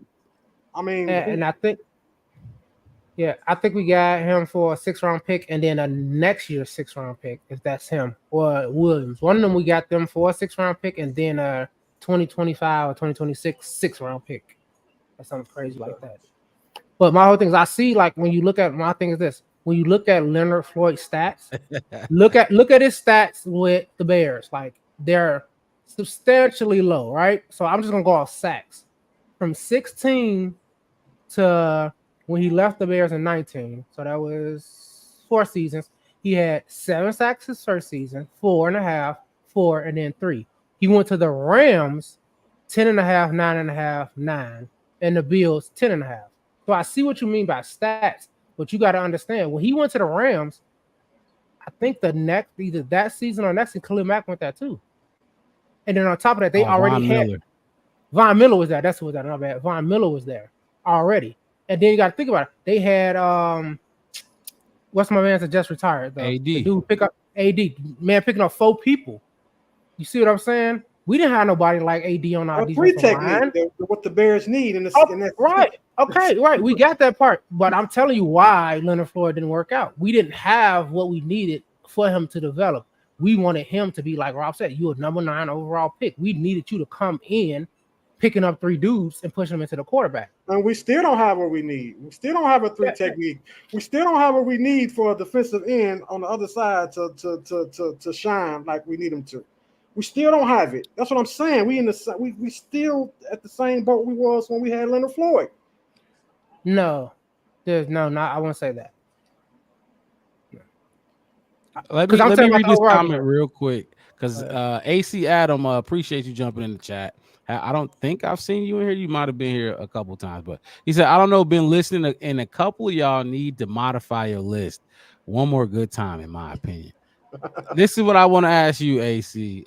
Just from whatever you heard that you don't agree with, put it in the chat and let's talk about it. Let's see where you feel we went wrong with our list. But let's continue with the Leonard Floyd because this is a good question. But I just you just read off his stats, right, Wes? Yeah. You got the numbers. Yeah, I got his numbers right. for his last season with the Bears. That last season with the Bears, combined tackles 40, 13 assists, 3 sacks, 0 interceptions, so 0 yards, no touchdowns. I mean, so if you were gonna have to pay him after a 3-sack season, not a first round pick, 9th overall, 3 sacks, you were gonna have to pay him. I do understand that he went to the Rams and the Rams ended up paying him because he had some good years with the Rams. So he ended up getting some money, but you see, he didn't even last with the Rams too much longer. And I think now he's with the 49ers, if I'm not mistaken. So did he go to 49ers? Yeah. And I was just saying that when he went to that Rams team, I mean, they had AD, they had Jalen Ramsey, they had like Von Miller. Like you do a little bit and look good. And then look, Kevin Davis got a point. The defense is nothing without a 3 and 1 tech. Look, especially that 3 tech. This 4-3 defense, you need somebody to collapse that pocket. We don't have that in Javon Dexter. I think we all can agree on that one. He just needs some more time. Him and Pickens. I mean, that's a second and that's a third round pick there. That just, I mean, what is it? Year 2 for them, right? I think it's like year 2. But give them a little more time. Hopefully they come around and make something happen. But yeah, Leonard Floyd, look, I wasn't mad about getting rid of him at that time. Yeah. I wasn't so happy about getting Robert Quinn from the Cowboys for $70 million either. But god damn. Yeah, I think some more moves going to be made. That's a good. I want to know what Poe's going to cook. What he going to cook up at defensive end? What's out there and what he willing to give up? That's a good question. Like, what you think what you think is next to come at that position? Oh man. Well, a lot of people have been wondering about the Yannick Ngakoue, and I feel like he would have been he probably, you don't got to trade for him. You could just sign him for what? Probably we gave him $10 million last year. You probably can get him for even cheaper than that now. Yeah, maybe 5. I was gonna say 4. Yeah, it's $4 million. So I mean, just take a job. Just take a job, man. Feed your basically. As of right now, there's no new moves. I was hoping we can get some breaking news while we was on air, but no, there's no new moves from the Bears right now. So hey, Rob, lightning don't strike twice. You see what I'm on. I'm definitely trying to get I'm waiting for it. I'm waiting for it to happen. But no, I agree though that look, it just sucks that I know Al, you can agree. The trenches is very important, and it just sucks that not just the D line, but the offensive line is kind of iffy too. It's just that just, you know, if you're a trench dude, that can kind of rub you the wrong way. So, but hey, we here and we where we at, and we got what we got. So, any more comments on this D line room? I mean, yeah, but not. No, we can talk about this all day long. People pushing. Look, this is my thing. People got to stop pushing Booker. People have to stop pushing Booker. I was gonna release footage on Booker too, but he played so goddamn much. I was gonna get like, you know, a quarter of his snaps into one clip. But Booker is good. Trust me. And he got a good a bright future, but he ain't finna be going against the top tackles in the league and doing none of that. It's not gonna happen, especially with that small frame throughout a 17-game season. He needs time, and I just hope people give Austin Booker the time to actually develop, because he was a 5th round pick, and for some reason people acting like he was first or second round pick. He's not. Trust me, he got a motor to do this fast, and he got some moves. Give him some time. Just let him simmer a little bit. You know who remind me of? He remind me of Jared Allen, kind of like, remember Minnesota Vikings guy? Like, he was a guy that was like really wasn't looked about in the draft, and then he just came on the scene. He was little, he was undersized type of defensive end, but he balled. He had a high motor. He balled out. He kind of remind me of him a little bit. If they can develop him, he could be like a Jared Allen type of player, I think. Yeah, but just to piggyback on what you're saying, Mark, I'm with you on it. Let him develop. Let him get, like I said, I've been saying a lot. Let him get in the weight room. Let him figure out what weight he want to be in and get strong and all that. But the reason people are pushing him is because, honestly, all the projections had him in the 2nd or 3rd round. Because remember, when he dropped to the 5th round, a lot of people didn't think he was going to be down there. That's why I think we jumped back in and got him, didn't we? Or did we jump? Yeah, we jumped back in and got him. Yep. Because nobody knew he was going to be still down there, you know? So I get why people was pushing, because they seen it as a steal. They want to prove people wrong, like, you know, look what y'all missed on, that kind of thing. And I think as Bears fans, we so ready to be good, and we see the potential in people so much. I ain't gonna lie, like you said, let's talk football though. Let them develop. I see the same thing with Hardy. Let them develop. Let them get strong. Let them talk to some of these guys. Let's get some of these veterans in here and teach them a thing or two. Like even Darnell Taylor, like I said, I scouted him all yesterday, and he could learn some stuff. He could learn some things too, instead of just being, you know, just brute force. Because we gonna need him to actually, you know, do some things. So, like I said, I'm just I don't want to talk about defensive line no more because I just keep seeing Daniel Hardy on my piece of paper, and I don't want to put a line through his name. And I just feel like that's probably gonna be gone. Yeah, that sucks. That definitely sucks. When you watch it and you see these dudes work hard, and they actually you see it on the field in games, not just what you're hearing about in practice, but you actually see it with your own eyes in the games, and it's like, damn, that sucks. But we can move on. Let's move on to this DB room, the last room that we got to speak about. This is gonna be a crowded room, I feel like, with y'all fellas. But in reality, it don't need to be because them dudes ain't gonna be playing. I'll go first. You know, we got Jalen Johnson on one side. You got his man's Tyreek Stevenson on the other side.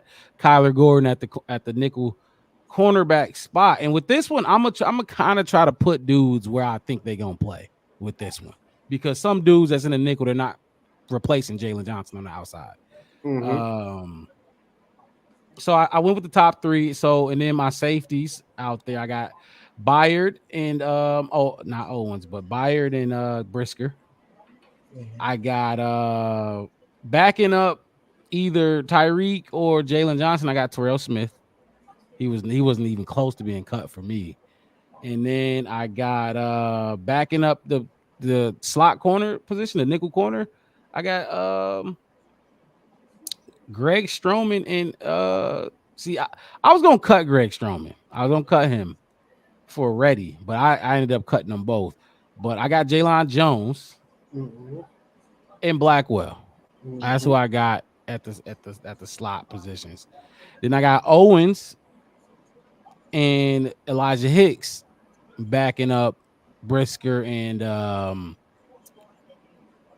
Byard. So I only kept 4 safeties. I got Owens, Byard, Brisker, and Elijah Hicks. And then I got the cornerbacks, Jalen Johnson, Kyler Gordon, Tyreek Stevenson, Blackwell, Jalen Jones, and Terrell Smith. That's who I got. Cut Stroman, cut Reddy Stewart. I think we can get the man out of Troy on our practice squad. I feel like he'll sneak past waivers and land on our practice squad for sure. But those are my guys. And like I said, I told y'all earlier, I had Blackwell and Carter as my punt returners. If I'm gonna choose between my punt returners, those are my guys. I prefer Carter over Blackwell, but that's my lineup for DBs. Any pushbacks, any questions, any confusion? Nah, I kind of had the same thing except so my starters obviously is Brisker, Byard, Gordon, Stevenson, Johnson. I got Hicks and Owens backing up the safeties. I kept Stroman, Smith, and Jones, and I cut Blackwell. Okay.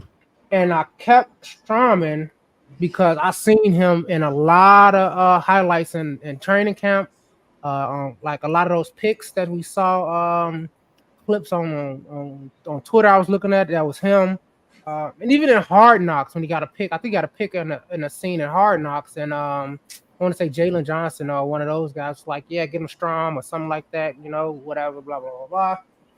Which gave me the kind of thing that, like this is one of my kind of, I did it because I wanted to do a thing. I just feel like that they like him, the guys like him a lot. I'm not saying they don't like Blackwell, but I've seen a lot from him in clips, and I think he'll do well, and I think I don't know, I was 50-50, and I just picked Strong because I feel like I seen more of him. And with Blackwell, I seen him too out there, but I didn't see nothing dynamic from him that would like you were saying, like that would make me keep him. I didn't think about him returning punts or nothing like that, but even if I did, obviously he wasn't gonna get the spot over Dante Pettis anyway. So yeah. That's how I rounded out my secondary. Did you consider Reddy Stewart? I considered Reddy Stewart, but just like you said, I think that he will be on our practice squad, and I don't think nobody's really gonna pick him up. And I'm actually hoping that maybe one of these guys don't do so well and they bring him up anyway. because he was balling, man. That's 'Cause another he was dude that balling. was playing good, but Yeah, and probably like gonna get that. he played good. I thought he was gonna be good. I remember when scouting him earlier when we Mhm. signed him as a undrafted and looked at a lot of his tape. And yeah, the way he just balled out, it was like, yeah, if you'd have did it all 4 games, if I would have seen him all 4 games on some plays, like, oh, because I got a little who did what, because we got our who gets the ball, who gets the boot segment. So Mhm. I like to keep a list of players who made good plays and players who didn't make good plays. Like even penalties and stuff like that. When I write down their number, who they is, and I didn't see Ready in every game on my list, so I went back and see who I had in there, and Yeah, safety. yeah. Kevin Davis. I kept 4. Sound like West keeping 4. Just put in the chat who will be your 5th safety we should keep on Yeah, this roster. definitely curious, like But yeah, like I think I think we'll see him this season. Okay. Especially given our history of how our secondary been. But see, that's my thing. Like, I get we need backups, but like, only time we seeing these dudes is if all of them get hurt. You know what I mean? I just these dudes that they gonna play hurt. They not gonna sit out that easy. Mm-hmm. No, I could have kept I'm with you on it. a lot more guys because we've seen the depth Yeah. that our DBs play with all preseason. It's just Look, I just can't see a lot of these dudes playing anyway. And Strowman got a pick last year. He played. yeah, He had an interception in that Kansas City game. I remember that. So yeah. I almost didn't take Hicks. I was gonna take Adrian Colbert. Colbert. Oh wow. I was iffy. Like, am I That's just probably feeling who good? Kevin Davis want to throw in there. Adrian Colbert. But I said, am I just happy because of what I just seen him do? Right.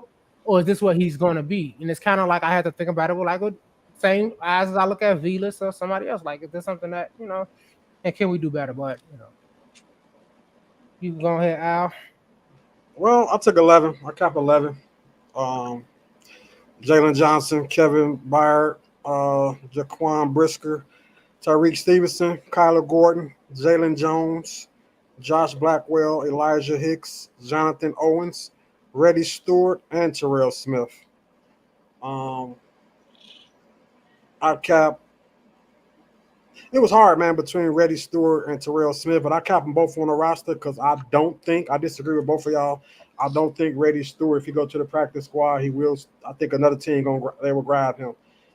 If you look at the Bears when they first got him, they thought he was a steal. They was like, man, how did he land with us? They thought the dude was a steal, and just doing research around other GMs around the league, they all think that Reddy Stewart was going to be up. His upside is high, so I don't think he's going to last on the practice squad. He just seemed like he's too much of an athlete.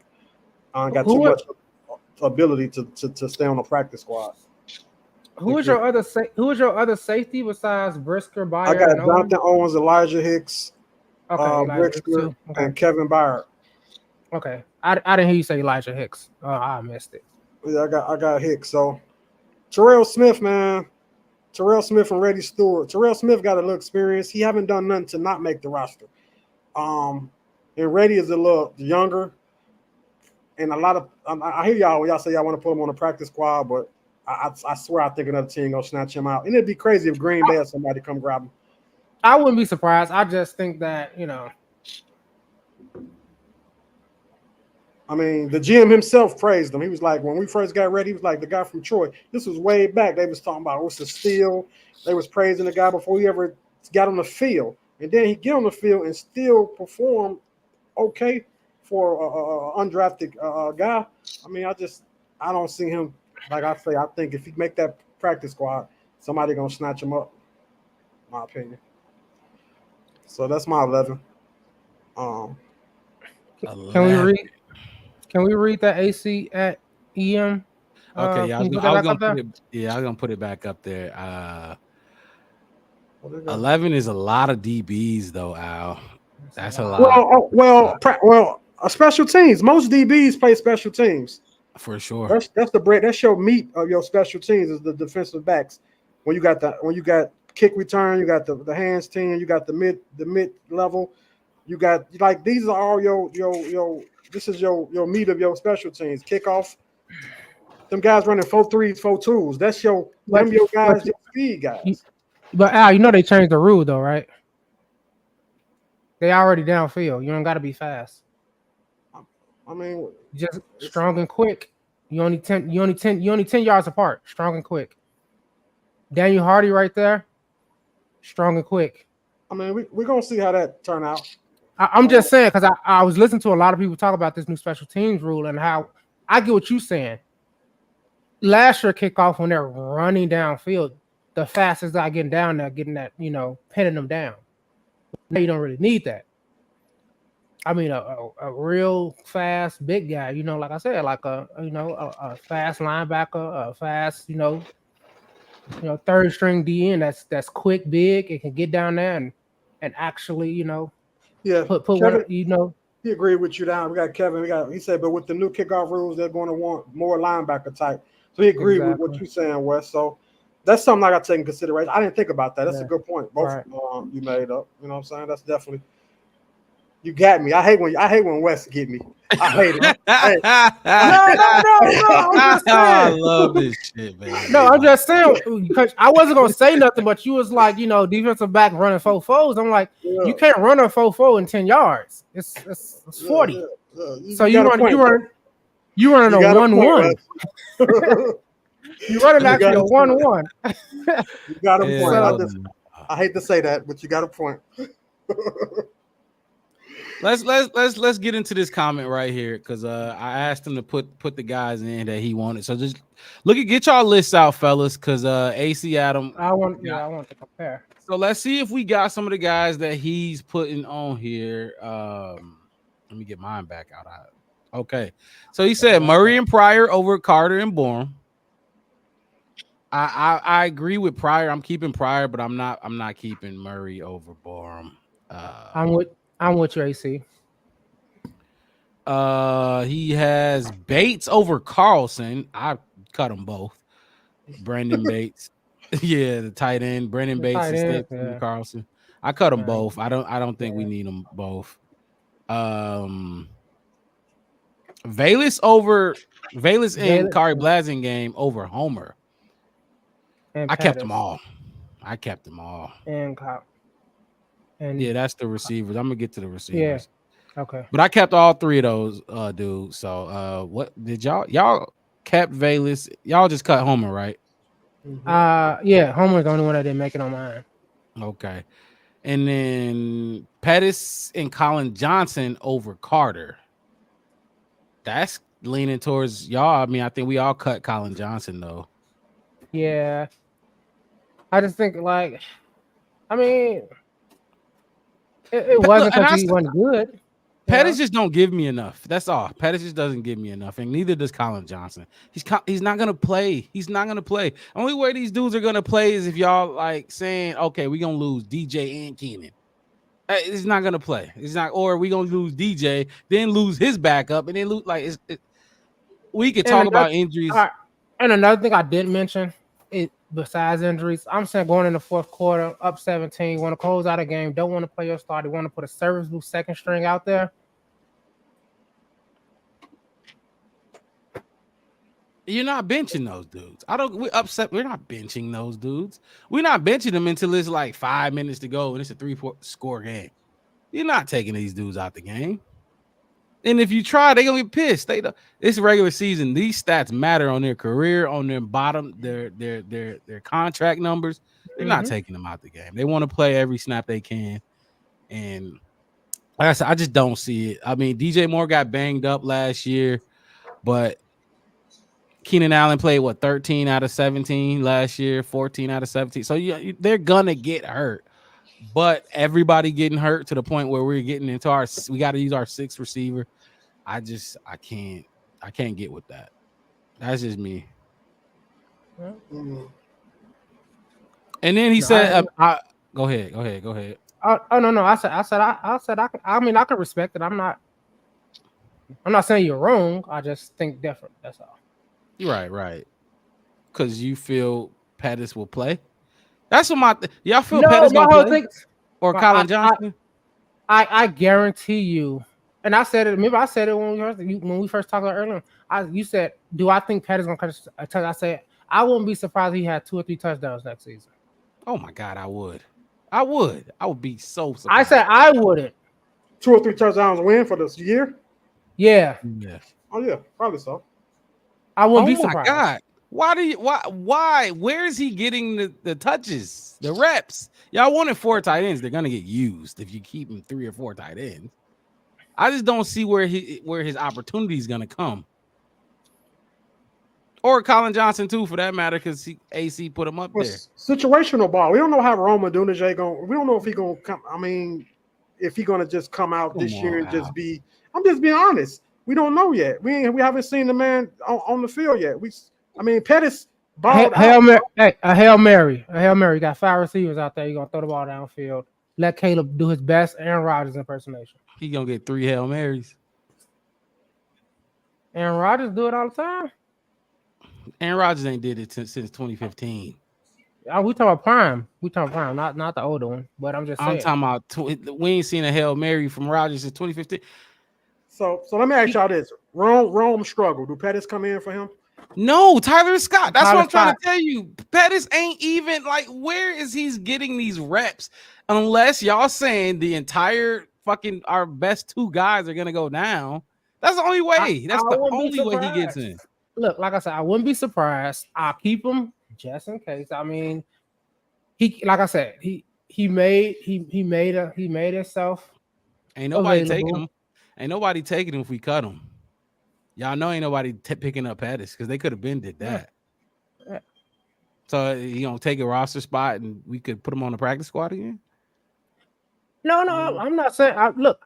You like I said, my whole debate on why we kept him was only 10% of the reason why I kept him. Trust everybody who watches this podcast know why I kept him. Like I said, if we gonna keep Velas, I can keep Pettis, and I don't need to talk about. Oh my God, no! Jesus Christ. Okay, I disagree. Because what are you gonna do? Like I said. They both better give us special teams value, and I don't think Pettis does. He can catch the. If this was mid-season and we had no return man, yes, bring Pettis ass in just to field the punt, just like we did with Trent Taylor. But it's the off season, so we're trying to actually have a good return man. I can look at Pettis' numbers. His numbers from punting, returning in the preseason were not great at all. I mean, nobody's was, but. I don't know. He said Amen, Sewell, Baskerville, Hardy, Blackwell, Stewart, Reddy make it, in my opinion. I mean, and we all kind of there too, right? With those last 4 or 5 guys he just named. Sewell, except Sewell, I cut Sewell, which I understand Poles will probably keep the kid, but I don't got Sewell, I don't got Blackwell or Reddy Stewart. If I'm looking at Blackwell, right. Huh? Yeah, because I kept Stroman. Remember, it was either or, and I just because I'm the GM. So what? Okay, so look, AC. It sounded like your first comment. You made it seem like the lists were completely different. I mean, you chose a couple guys over a couple guys. You know, where I think you're gonna be wrong on a few of these picks, but. We gonna be wrong on a few of these picks as well. So AC act like this list is just blown us off the right. It's like he's splitting hairs, but okay. Yeah, splitting hairs. More over Hicks at the. Oh wow, Terrence Moore over Elijah Hicks is crazy to me. Now that's the only one that's really out of. That ain't that. There's no chance that's happening. Let's get Kevin Davis, and he said, but with the new kicker, we already said that one. Thanks, KD. Appreciate that. I want to give him props. Oh yeah, for sure. I mean, we read it already, so I didn't get to see it, but I was talking with this one. Al was like, this one. Al said, He don't like when you write. Remember? Oh, okay. Yeah. Well, thanks, Yeah. Kev. Yeah. And then AC said Don Rob Stroman get cut, keeping Jalen Jones, and we all there too. We pretty much there too. He also said, I respect y'all list too. Just wanted to see if y'all would reconsider a couple selections, which like we did say, like a couple of these dudes we was like 50-50 on. Yeah. You know what I mean? Like the only ones like Colin Johnson, Homer, Sewell. What was the other one? He said, Hicks. Yeah, Hicks. more of a Hicks. That was it. Other than that, I was like, okay, I mean, yeah, he got Baskerville in there too. So, and he got Sewell. He got Sewell and Baskerville both making it for the linebackers. All right, now I don't know how both of them gonna make it because that's a little bit. That's what I'm saying. You know, that's too many linebackers. That would give us what? 6. I think, unless you're cutting Sanborn or Amen. Yeah, and you ain't cutting Jack. Yeah, you ain't cutting Jack. And you ain't cut Amen. Yeah, you ain't cutting Jack Sand guy. No. 6 linebackers. Okay. You say 6 linebackers. That's a lot though. That's a lot, especially when Sanborn is like a part-timer because Kyler Gordon gonna be there full time. To West Point, the new kickoff rule, you need linebackers. So I guess it would make sense from a special team standpoint if you need those bodies to fill those roles. I guess I don't know. You know, we talk about fast linebacker types. You know, kind of like linebackers that can get around. You know, because you know what I'm saying. Like the middle of the field, I guess you can have bigger, stronger, maybe guys to move the guys to the edge, to the outside. But when you get towards that outside edge, you need fast, speedy, kind of to close it off. So, you know, kind of like you would do with these. He won. That's what I'm saying. That's what I'm saying. Baskerville, I can understand, but Sewell, I don't know if Noah gonna have to get on that arc with them animals, man, and go ahead and sit this flood out. Yeah. But I think he gonna keep Sewell though. I think Sewell sticks around. I'm not putting him on my list, but we just talked like the Velus Jones effect. Yeah. You know, I mean, I wouldn't be surprised. I wouldn't be surprised if they kept him. I'm just, you know, a lot of these guys, I'm like, I know Poles feel different about them than I do. Yeah, right. Yeah. And that's really the reality. Yeah. Depth chart. So look, I got a question for y'all then. Training camp came to an end. Well, not quite yet. We still got some cuts to make. Preseason has come to an end. Who has been y'all favorite training camp or preseason player this offseason this year? Favorite offense or defense, so you can get one for each side. Favorite standout player. And we got some names too. I can go first. I play linebacker, running back, so I'm a little biased to that position. Micah Baskerville, man, that man balled out. I think he was a dog all preseason, all training camp. I'll take him for defense, and then offense. I'll go wide receiver. I'll go Colin. Oh, damn. I mean, yeah, I'll go wide receiver because I could go quarterback because you know we had some good quarterbacks, but I'm gonna go Colin Johnson. Favorite training camp players this year. Okay, so I'm gonna go before Al go because I don't want nobody because I knew when you said linebacker, I was like, I'm going before Al. Matt, I'm gonna start defense, and I'm gonna say Daniel Hardy. I've been saying it every day, every week. I've been wanting to give him his props. Like I said, I'm gonna be so like to me, it's a no-brainer. Like anybody who, I mean, a lot of times you can't even see who that player is, especially on defense down in those trenches, who did it, but when you see him, you see his number, you see his name, you could tell he in there doing his thing. Yep. And I'm gonna go offense, and I'm gonna be me and just pick who I just like watching. I'm not even gonna say no stats mattered or nothing like that. Yep. I actually really liked watching Austin Reed play. Like I liked him I liked how he was in the pocket. I liked his demeanor about it. And then when you watch him sing K. Michelle on Hard Knocks for his rookie torment song. Keisha Cole. Keisha Cole. That's what it is. Keisha Cole. Not gonna lie, that he's shocked. Now he wasn't just singing it, you know what I mean? Like reading. He was singing the song, dog. He was singing, and then watching his parents do Hard Knocks and all that kind of stuff. And I hope he gets a shot. I hope he get a shot somewhere. I know he's probably gonna be on our practice squad, but I would love to see that dude come because it's a lot like I was just watching Will Levis, and it's like he looked good, but you know.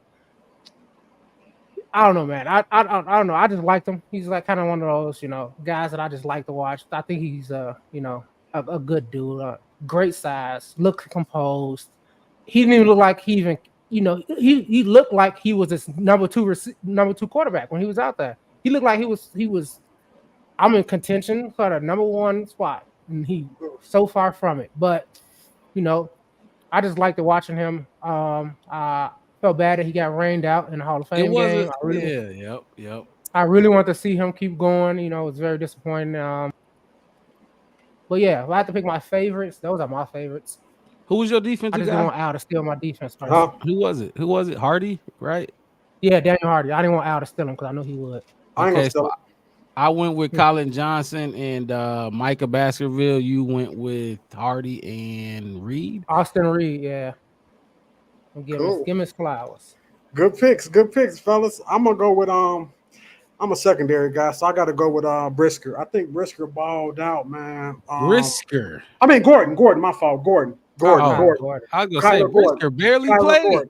Kyler Gordon balled out. Over Troy. Kyler Gordon from that slot. He know he's starting. He played. He balled in that slot position. I agree. So that's an important position because he's gonna be on the field a lot. So I took him as my defensive guy. That man played one game. Huh? I said that man played one game. Hey, but that sack was like he never left. Yeah, it was the sack when he came in like that torpedo, and all you saw was that 6. And they were saying like, take that ball out. What y'all think? Like, was y'all saying that same thing, or y'all was just like smoke his ass? I was just smoke him. Smoke him. Make him think about it. Every time he see a flash of white on the right side of him, I want him to twitch. What was that? Was that Zach Wilson that say he's out there seeing ghosts or whatever? Sam Darnold. Oh yeah. He's gonna see ghosts. Hey, he's gonna see spooky ghosts now. From a little DB, the little guys. Mm-hmm. Yeah, I respect that one. Offensively, I got my boy quarterback too, but it's Tyson. Tyson, man, look, man. From being drafted where he was drafted from to like you could tell he wants this. Like he developed his body, he got his body in great shape.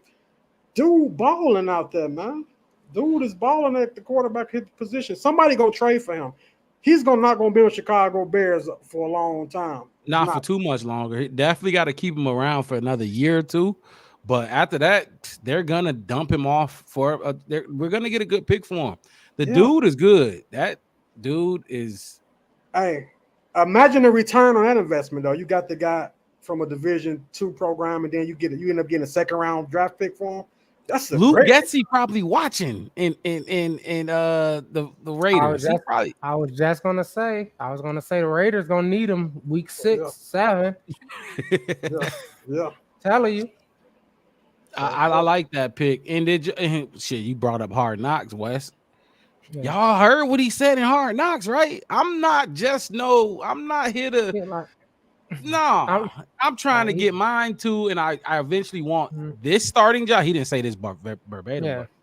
I eventually want this starting job or a starting job. You know, I'm not just no punk in the virus in the QB room trying to help Caleb out. Yeah, I'm gonna do with but nah. I got big goals. Yeah. You couldn't, and this is the thing, because I know a lot of people wanted to, because we traded Justin for a 6th round pick. A lot of people, and I don't know if y'all heard this, but I definitely heard it from a lot of people, but they were like, oh, just keep him. Just keep Justin. Let them battle behind each other. You know what I mean? Or whatever. that language coming from Justin Fields behind Caleb Williams ain't gonna be the same as it is with a Division II undrafted quarterback. You know what I mean? It's kind of like with Cam Newton. Like Cam Newton was said he was gonna be a backup. He'd be a backup for like 10 different quarterbacks. But no, your aura is too big. You know what I mean? Your aura, we can't have you behind our quarterbacks sitting on the bench knowing damn well you want to start. So I just thought that was. Go ahead. Soon as they twist an ankle or they hit the ground hard, Cam gonna be over there with the doc like, hey, see how his head hit the ground? I don't think he's gonna be able to play next game. It was like this, dog. It was like this, man. You gotta look at that. Look. You know, Cam. He loud. He would have. Yeah. He's Superman. He want to be number one. Yeah, I'm glad you mentioned that concussion earlier too, because, like you said, third party. They in the stands. They watching, like that's all they watching. They gonna point you out, and you got to come your ass off the field if they point you out. And it's not even NFL employees doing this. So yeah. Well, I think we're gonna see Tyson Bagent this season at some point. I got another question for y'all, fellas. What's up? This is a coaching question. What is your confidence in Matt Eberflus after this training camp, off season, just everything from his transformation to how he looked? I know that people make a big deal about that, but like, what is your confidence level? If you had to do 1 through 10, what is your confidence level in Matt Eberflus being able to? Because he's on the hot seat. If we struggle in any way, shape, or form, I don't think he's here. That's what I think. They not gonna make it seem like he on the hot seat, but it's a warm seat. How about that? Confidence in Matt Eberflus. Give a 1 through 10, and maybe why you chose that. Man, I'm gonna go with a 5. I'm gonna give him a 5. I'm not really sold on Matt Eberflus. I think he served his purpose for what we needed him for, polls and whatever, the rebuilding process. But I think the direction that the team going in, I don't think Matt Eberflus is a person that I want to see long term as being the head coach of Chicago Bears. That's just my opinion. He may be a good coordinator, he may be good somewhere else, but for the Chicago Bears, I don't see him as being the guy that leads us to the promised land. I don't. What is that based off of? What you based off? I like his principles. Like he served his purpose in certain roles. He got like the principles to help building the culture and to help to get the Bears out of what they was in to what they going into now. That's great. I just don't think like his discernment of what he want to do with his team. Like we still struggling. He's a defensive minded coach, and we still got to choose between Dominic Robinson and Harden. Like if you're a defensive minded coach and this is your head coach and this is your expertise, it should be a no-brainer who you keeping. Like we still having holes that we need to fill on the defensive side of the ball, but we got a defensive minded head coach. This didn't happen with Lovie Smith. Lovie Smith went and got Henry Melton as his 3 technique. He was filling holes. He knew who he needed to draft to fill certain holes. He wasn't like Melton was a dog, but what's his name was even better. Why is it? And I did the interview. I spoke with him on another dude's podcast. What is his name? Oh my gosh, the other 3 technique, the Super Bowl 3 technique that we didn't have in that 2006-2007 Super Bowl. I'm drawing a blank on his name. We got Tank. It wasn't Melton. It was golly. The 3 he was hurt. Him and our safety was hurt that year. Mike Brown. Mike Brown was hurt too. My boy we drafted from Oklahoma, man. Tommy Harris. Tommy Harris. Tommy Harris. Yeah, you meant. I'm about to say you said Melton, but Tommy Harris was a monster 3 technique for us. Ain't no doubt. I really wish we was able to have both of them in that Super Bowl, man. I really do. But that's interesting. Wes, you got anything to push back or say or piggyback? Thought about Matt Eberflus? It's you know me. I'm like a Sour Patch Kid right now, so I'm kind of sweet and sour. I'm gonna give my confidence in Matt Eberflus. I'm gonna give him an 8.5. I'm confident that Matt Eberflus can't take this team with this staff and everything that's being built up. Just how, and I'm gonna say this, just how Rex Grossman was our quarterback, we managed to get to the Super Bowl. See what I'm saying? Like his individualness, I don't think is going to stop this team from succeeding. Do I see him as the head coach of the future? No. Marcus, tell you, I thought he was going with Justin. You know, and my whole other prediction is, even if we go deep into the playoffs this season, I still don't think Eberflus stays. Wow. I think we promote Waldron. Oh my goodness. Because if we go really, really deep, from like what Al was saying, kind of taking someone out, I don't think it's going to be because of the defense, like really like being the thing that took us, like we did with the, you know, that Super Bowl team in 05-06 or whatever. I think this defense will be alone. I think it's a lockstep. But if we really gonna go deep, it's gonna be that turnaround from this offense that's gonna win shootouts, that's gonna eat up time off the clock, that's gonna run, you know, a very diverse and variety and using all our weapons. And I think all of that's gonna come from Shane Waldron. And that's what we asking though. I mean, honestly, as Bears fans, that's what we're asking. We're asking for a dynamic offense. Yeah. Because our defense it's okay. It's serviceable. It's good. You know what I mean? But, I mean, look at the Kansas City Chiefs last season. You know, their defense was dynamic. Their offense was and people were still like, is this every game? Is this the game that Pat Mahomes get taken out on? And then when he won the Super Bowl, they were like, well, I guess Pat Mahomes is just that great. They didn't give no wide receivers, no linemen, no props, no running back, no props, no Andy Reid. They gave Andy Reid props. That was it.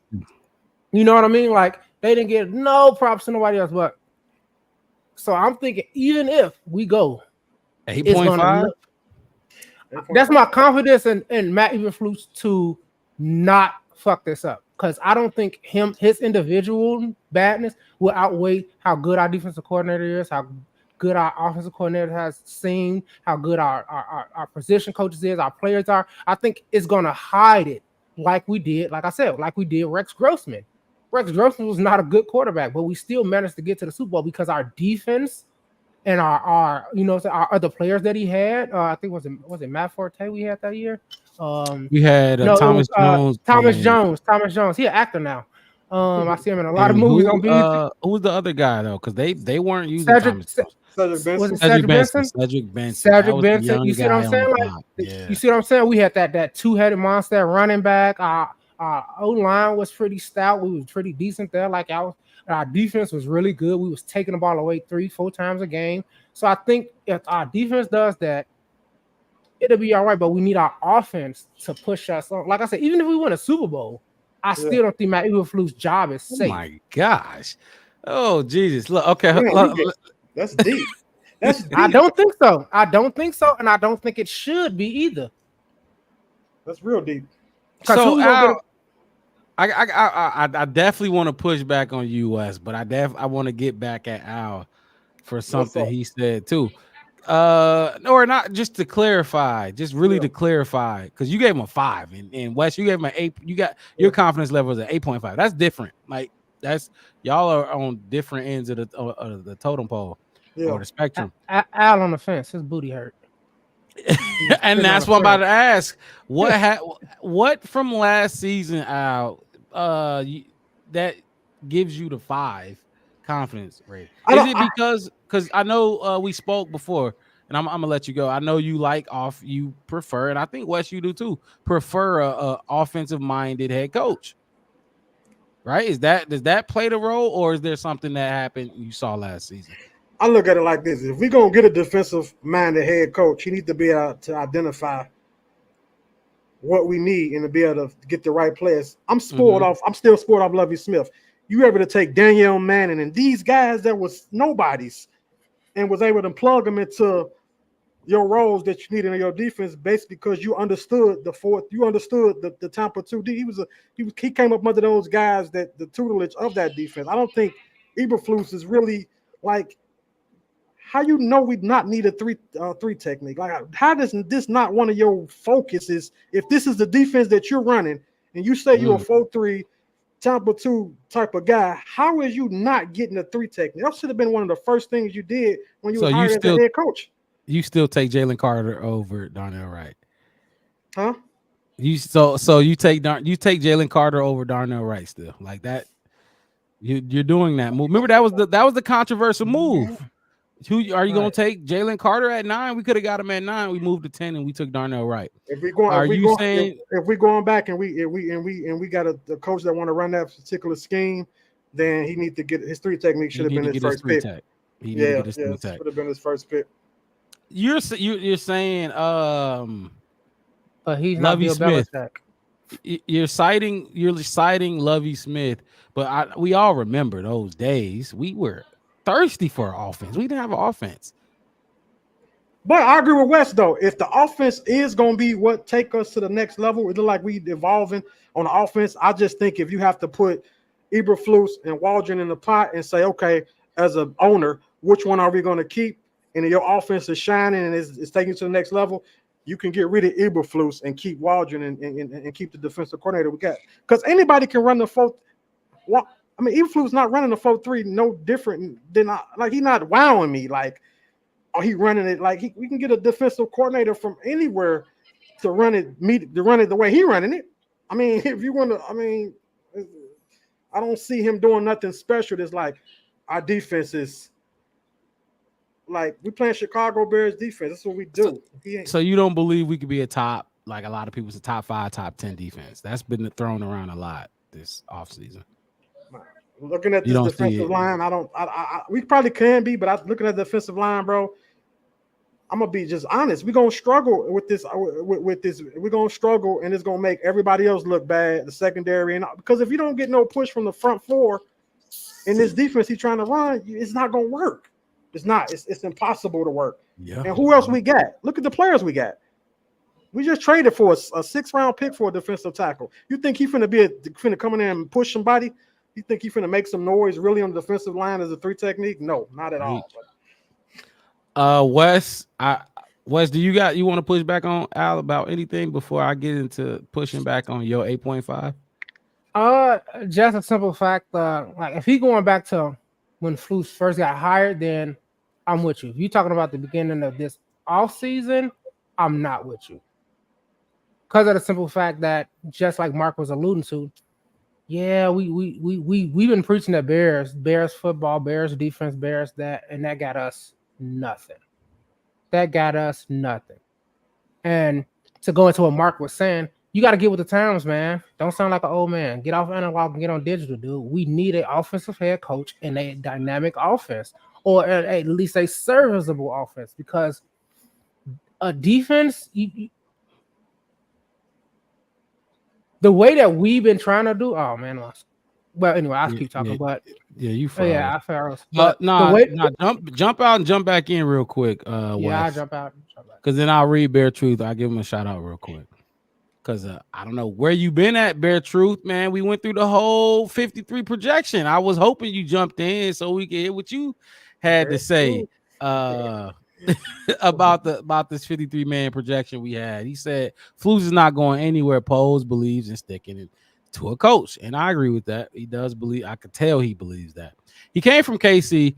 Poles has invested way too much with the staff, the players Flus wants with draft picks. Flus is safe. I beg to differ that. I think Poles is drafting for the team and for the identity of the Chicago Bears, not absolutely just for Flus. I think another head coach can come in and reap the benefits off the players that he's drafted. These are not just a Flus. I don't think that it's just identified as a Flus defense. I just don't think so.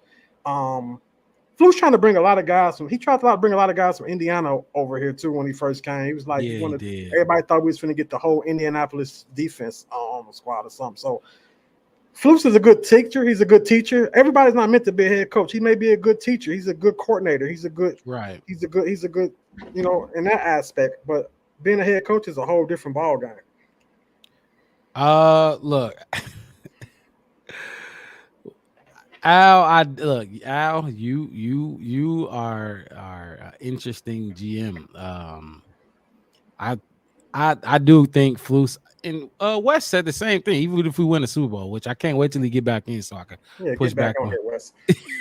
Push back on him. We win the Super Bowl and Flus is a head coach. Flus ain't going nowhere, my man. You can stop it. I'm wrong, you wrong, we wrong, all wrong. Yeah, I can agree with that. He said, "LOI had notifications on, just lost fill of time clean." Yeah, no, for sure. Bear truth. We usually go Saturdays. You know that. This is a Saturday show, 3 the hard way. But you know, we had some things going on. I was a little under the weather yesterday, so we had to push it back a day. You know what I mean? You good, Wes? Yeah. No, I had to just redo my whole browser and everything. I don't know. Maybe it was getting too hot. I fried my server. Yeah, because okay, so go ahead. No, finish off. So basically, back to what I was saying, Al, is you sound like you weren't here when we said this earlier summer. We said we not after we traded Justin. We said, okay, taking Caleb, the Bears defense and the Bears mindset has changed. Mm-hmm. That monsters of the midway is gone. It ain't even bear down no more. It's claws up. It's all this other kind of new Bears attitude, and that's what they're going for, and that's what we're going for. And I get what you're saying. Everybody, you need a 3G technique. You need this. Yeah, of course, it's football. You need to score touchdowns and kick field goals to win games. We all know that. But it's 1,000 ways to skin a cat, and I think the way that they're going about it is the new way of going about it. If you want to get up with the times, look at all the last Super Bowl winning head coaches. What was, I think, the last 10, I want to say. There's only a few. There's only a few, and like most of them was offensive head coach. I think it was 2 defensive head coaches, if I remember. I would have to look it up. I remember reading about it too. In the last decade, just off the top of my head, I can say, did Bill win? Bill won, right? Yeah, Bill. Okay, so we'll go Bill, Todd Bowles in Tampa. Those are 2 defensive guys. And then you got Andy Reid, then you got Doug Peterson. I think the Eagles won within the last decade, right? Doug Peterson. And then the rest has been just either Tom Brady and Patrick Mahomes, right? I don't think nobody else has won, and that's in the last decade, right? Yeah. So yeah, I mean, so you got 2 defensive. Todd Bowles is defense. Belichick is defense. You got 2 or 3. It ain't 5 and 5. You know what I mean? It's right. it's substantially different, and that's what you need. You need those things. Like, yeah, we gonna get that. We're gonna get to that defensive line. We can get there. But it's 1,000 ways to get to a good defensive line. You don't need Pro Bowl superstars, spend all your money on the defensive line and have nothing else. I'm pushing back on you in a second, though. I'm definitely got to push back on you. Although I agree with the offense. I don't think that's the way. I don't think that's the. I agree because I see the Bears going into an offensive-minded type of team. Although I'm still a defensive guy, and I still believe that defense is the way to win. I believe that. Look at nobody talking about the weather. We ain't got a dome yet. So it's going to be games where the offense is not going to be able to go out there and line up and run their sets the way they want to run. You're going to have a defense. You're going to have a defense out there on the field. We're not talking about the cold weather, the Chicago weather over there on the lakefront. You're not going to be able to just go out there and have these receivers and just be shining and doing all this other stuff. When the weather is coming to, you still play 8 home games, right? Tell that to Tom Brady in Foxborough. It ain't cold in Foxborough. Hold on. Tom Brady had a defense. It ain't cold in Foxborough. I'm not talking about the defense. You said our offense is not going to go out in the cold and do their thing. Tell that to Tom Brady in Foxborough. With the snow coming down, with them all like this up in there. You seen the it's what he got 6 of them in Foxborough. You seen it. I watched all the Super Bowl look videos, documentary at the end, and Tom Brady walking out there with his arms in here, and it's like, here come the Patriots. Yeah, I watched Tom Brady come to Soldier Field and do it. So my whole thing is that's a non-factor then. That's a non-factor. That's a big that factor. Doesn't matter. No, it can be done. It can be done. It can be done. That's why Jay Cutler was so important to the Chicago Bears, because he had a strong arm that can pass the ball in the weather situations. That's why they banked on him, because of his arm in the cold weather.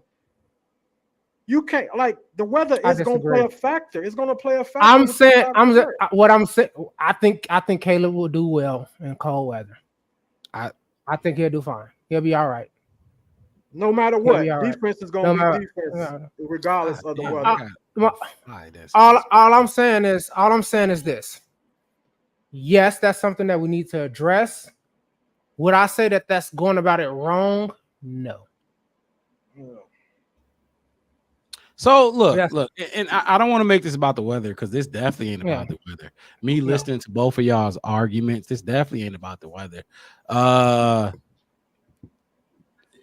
You gave him a 5, Al. You gave Eberflus a 5 on your confidence meter, and Wes, you gave him an 8.5.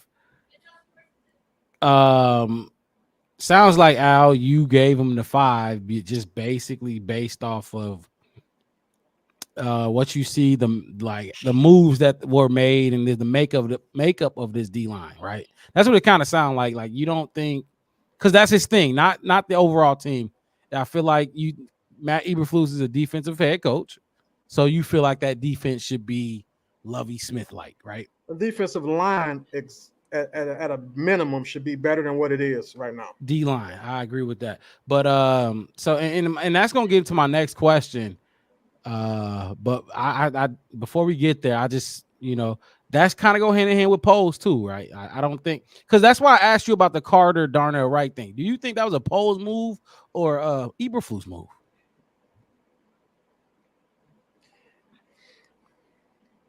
That's why I was talking about Barrett when the last comment. I think Poles is building a team. I think Poles is building a team. I don't even think he has faith. I don't think Eberflus is his guy, because if Eberflus is your guy and he's a 4-3 coach, it's no way he's going to take that right. He's going to take that right tackle over a 3 technique. It's no way. It's no way. It's no way on the, like when Lovie Smith first came to Chicago, he said we got to get a 3 technique. We got to get Lovie Smith. Who was his first draft pick?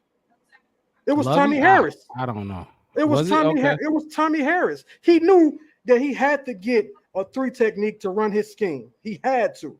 Then you got Brian Urlacher in the middle. You got Mike Brown. So your defense is solid.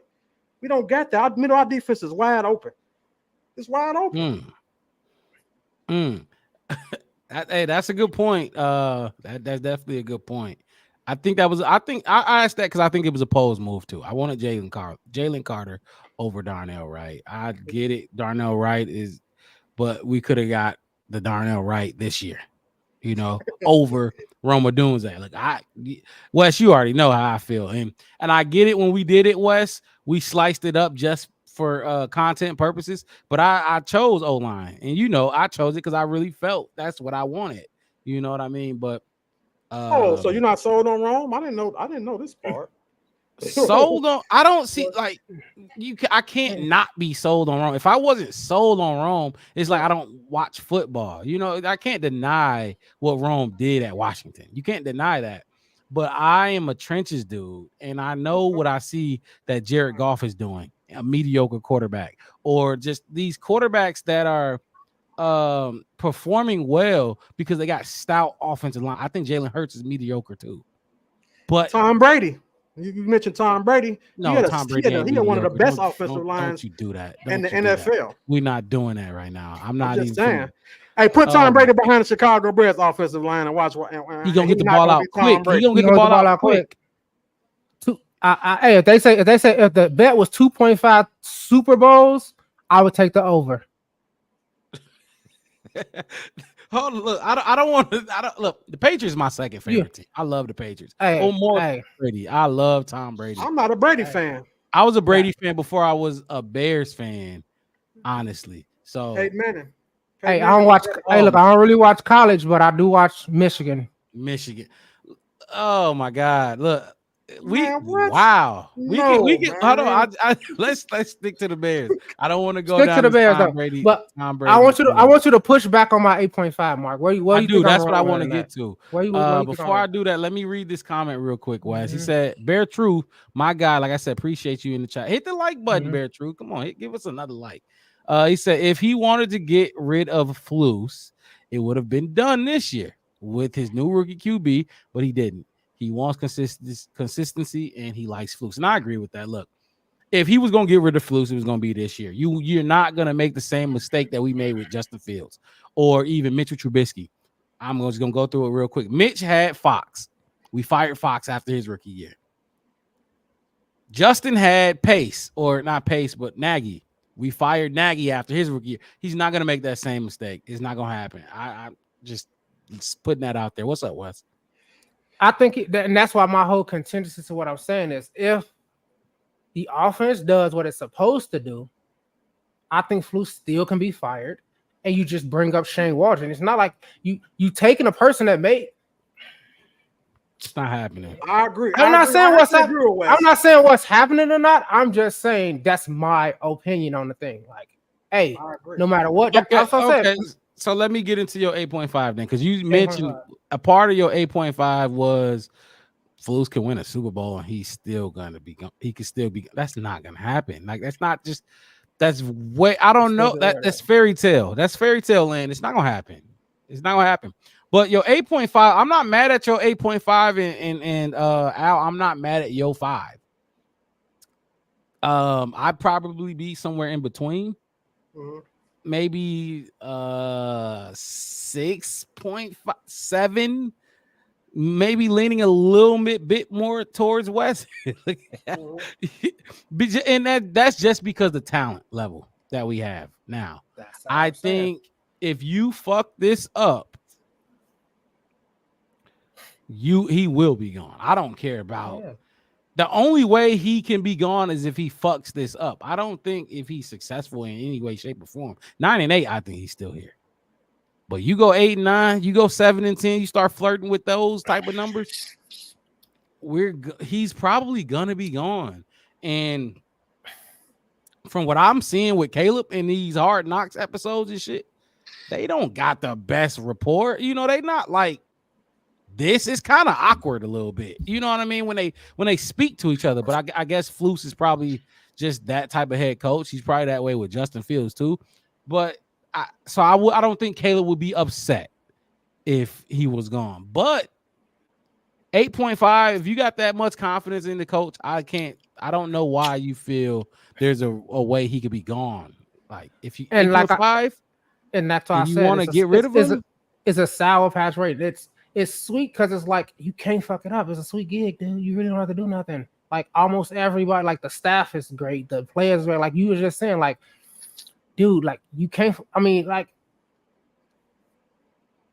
even what we've seen like that, like, and even in the Hard Knocks episode, like you said, it's not like he got this rapport with everybody. Like he run around. The best thing he do is give everybody nicknames. And you heard Montez Sweat. I'm shocked they let him say the N-word on that. They blurred out every cuss word. But when Montez Sweat said the N-word, and because you remember he was like this N gave me Monster of the Midway or the Beast. Like you get it's a little cornball. Yeah. A little cornball. Yeah, you trying too hard. Yeah, you trying to you stuck in the friend zone and you trying to be sweet. Yeah, that's what it is, and that's why I'm saying, like, I think like if I'm Pose and we know how Pose is, everybody keeps saying like, oh, Pose on. We keep saying what Pose is and ain't gonna do it. Then he do something. We like, man, oh, I didn't think he could do that. Like even I was saying, like if Eberflus had that much influence on it, you know what I'm saying, he would have got a 3 technique. I don't think Eberflus has a choice. I think Pose is like, this is the team I'm building, this is how I'm gonna build it, and I'm not finna over-sacrifice to compensate or to, appease anybody. I'm here to build a Super Bowl team. And what has a Super Bowl team looked like over the years? He's from Kansas City. Like I said, I know he probably has this ethos or morale to keep a head coach. But just like I said about Justin, is Eberflus the reason we actually went 11-6? Because if it was more of Shane Waldron, hey, look, I'd rather promote Shane Waldron. He already got the rapport with the team. And you know what I mean? Like, I'm just saying, dude. Oh my it's God. Like that's okay. I'm just saying. I'm thinking. You see, that's my thinking. I definitely get it, but you got to now think of the human side of it. Shane Waldron ain't just gone after 11-6 seasons. Shane Waldron not just gonna do that to the man that hired him. It's not gonna happen. He's not gonna try to just push him. 11-6. Ain't nobody going nowhere. 11-6. That's not gonna happen. But so I do got one question for both of y'all, and then I want to ask y'all a question about Ryan Poles. So based you're 8.5 and talk about last year and last year only. Don't talk about Keenan Allen. Don't talk about Rome or nothing that based off last year only. Are you giving him an 8.5? Like, no, he's fired. You already know I didn't want him back. I thought it was going. That's then. what I want to hear. My confidence in him is that he's a non-factor. So I'm confident enough. He's smart enough and competent enough to not fuck it up. So based off last year, what is your rate? What's your confidence? Last year, like a 3.1. Al, based off last year, what is your confidence rating from Matt Eberflus? Because we know what is now that you got the weapons, you got a 5. So without these weapons, if we just ended the season, we still had Justin under contract. What's your confidence? I'm still gonna give him a low grade because some of the holes that needed to be filled last year is the same thing we need to fill this year. So why are you bringing in this guy from Indianapolis, this pass rusher, the guy that's still on the market that they trying to decide they want to sign again? He out there, he on the market for a reason. I know you ain't talking about Al-Quadin Muhammad. The guy from the defensive pass rusher from Indianapolis that they had last year. Oh, you talking about Yannick? Him. Like this is you wanted to bring him from over there, and you did. We had him for a year, but he out there on the street now. He don't have a job. I just don't understand that as a defensive coordinator. You had last year, okay, you messed up a little bit. So you got the offseason, you got this year to fix it, and you still did nothing to fix it. Well, let me know that you not in the picture. It's Pose that's doing this. It's Pose that's orchestrating this stuff. Ain't no way I can see a defensive coordinator, defensive minded head coach, not upgrading his defensive line. I don't see that. I can't see that. I don't see where that's.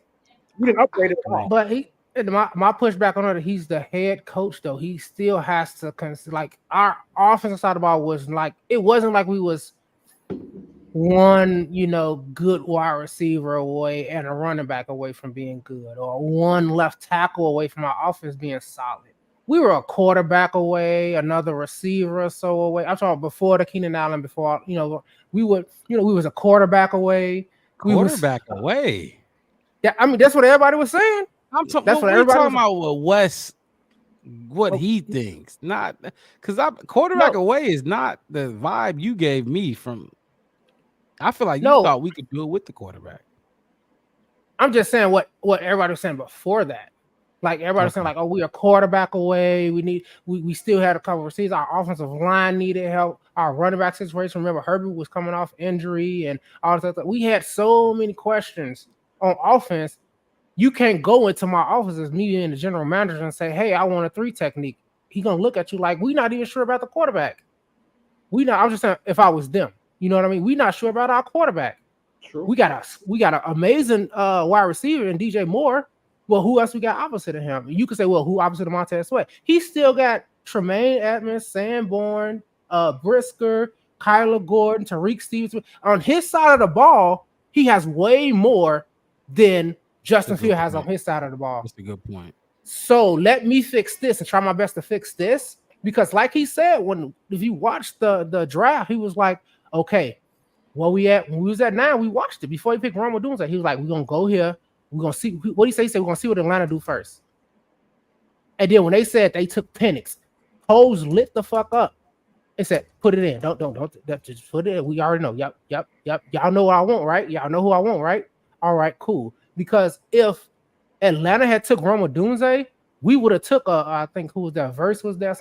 Whatever defensive lineman was there. We was going to go defensive lineman right after that. I don't think we would have even went O-line.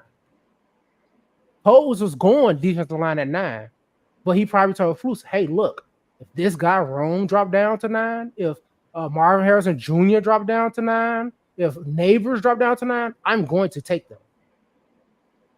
But if all of them are gone, I'm just saying how it looks to me. So what I'm saying is Pose told him, hey, look, I got you. And that's why I think Pose is doing what he's doing now. He's going to trying to get all these defensive linemen and all kind of stuff to make up to Eberflus for not being able to get Judon, not being able to get some of these, stout, defensive linemen. Judon. Oh my god. You know what I mean? Like if we would have got Judon, nobody would have been saying nothing. Even Flus would have had cream in his pants, and we would have been okay. You know what I'm saying? Like it would have been. Because I think people underrating that. Like I'm telling you, like Judon was going to be so much better than whoever we tried out there on the other side of Montez Sweat. He was going to be way better, and people don't see that. I think people like 32. He hurt his triceps. Blah. Yeah. No, Judon is a dog. He can play football. He can play football better than DeMarcus Walker and Austin Booker and whoever else y'all trying to bring out there. And you know, and like if you listen to Post in Hard Knocks and his interviews when they talk about that kind of stuff, you don't hear him saying like, "Hey, look, I need to go get O lineman." He's not saying like, "Oh, are we looking at left tackles?" No, he's like, "We addressing this defensive line, and I'm gonna keep trying to address this defensive line as much as I can." Because he had his turn on the offensive line when he got Curran and Bates, who else he brought over in that offseason, those Seattle guys and those guys from the West Coast that came over. That was his thing. Now he's doing his due diligence, like you said, Mark, being a human to Matt Eberflus. Like, I am going to spend from now today until the trade deadline trying to get you what you wanted, Matt. So all in all, my bad. I didn't know you. Keep going. That's what I'm saying. So I wouldn't be surprised if we can get rid of some of these guys or whatever, or package them up with something to go get a 3 technique or you know what I'm saying, something like that. I wouldn't see. But what I know is Pose is not going to overspend and not overextend his master plan to please Matt Eberflus. Jalen Carter or Darnell Wright? Give me the answer in that draft. Jalen Carter or Darnell Wright? I wanted Jalen Carter. Probably would be Jalen Carter. I would say Jalen Carter. Yeah. I mean, in that moment in life, I would have took Jalen Carter. Now, I mean, but you know what? We was crying. Oh man, our quarterback needs some blockers. So it was like, we let the window of opportunity close on us as Chicago and as an organization. When we have the great ballers on one side of the ball, we let them expire. Like when we had in 2018 when we went to the playoffs, we had a great defense. It's like our window of opportunity just don't be like we always struggling to try to, okay, we got the defense right. Now let's do the offense now. You don't got that much time. You don't got years to spend trying to, you know what I'm saying, rebuild. You need to be doing it. It needs to coexist at the same time. You need to be building both offense and defense at the same time.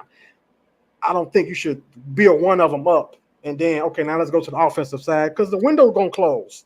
But that's what the Bears did for the last, I don't know, my life. They have. That's what they've been doing. That's all they've been doing. Been building the defense, going to get your 3 techniques, going to get those linebackers, going to get those ball hawk corners and safeties, those hard hitting safeties, and all of that. Like we just gonna take the ball away from teams, whether our offense can score or not. Oh, let's get a couple good running backs too. My bad.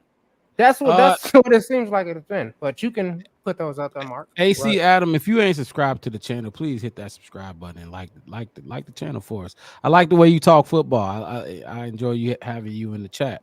He said Wright was the right pick at the time.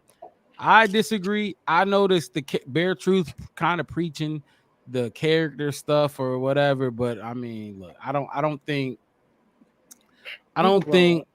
the character was that much of an issue to draft Darnell Wright. Darnell Wright, honestly, I need to see more from Darnell Wright. From where we picked him at, and I'm just going to be honest, I need to see more with Darnell. And this has nothing to do with Jalen Carter. This is strict solely on Darnell Wright's performance in training camp, preseason, last season. I need to see more from Darnell Wright. I want to see a little bit more. I know it takes time for these tackles and for tight ends, stuff like that to develop, but I got to see more. I'm not seeing top 10 talent from Darnell Wright. Not every time. He flashes. Yeah, I see him maul some dudes in a run game, but I need to see him be a dog in pass protection, and I just haven't seen that. So, hey, let me ask both of y'all a question. So, this is the first time that I knew the Bears to have a assistant GM. So, how much is Ian, this guy that came from Philly, this other assistant GM, the Bears guy? How much is his input on the roster, or is it really Pose? Like, Because I ain't never saw Cunningham? him have 2 GMs. I never saw that. Ian Cunningham, assistant GM. He's assistant GM, and he's had more experience than Ryan Poles, didn't he? When he came over, he had more experience. So why? How much is his input really on this, on the GM side of things? Also, because Winston used to having 2. I never seen it in Chicago. I think you need 2. I think a lot of teams have 2. Chicago Bears were one of the few teams that didn't have 2, and that's just Checks and nice. balances. Checks and balances. It's nice to have somebody to keep you on your toes. It's nice to have somebody to tell you no. You know what I mean? It's nice to have somebody just on your hip as your right hand. Even if you're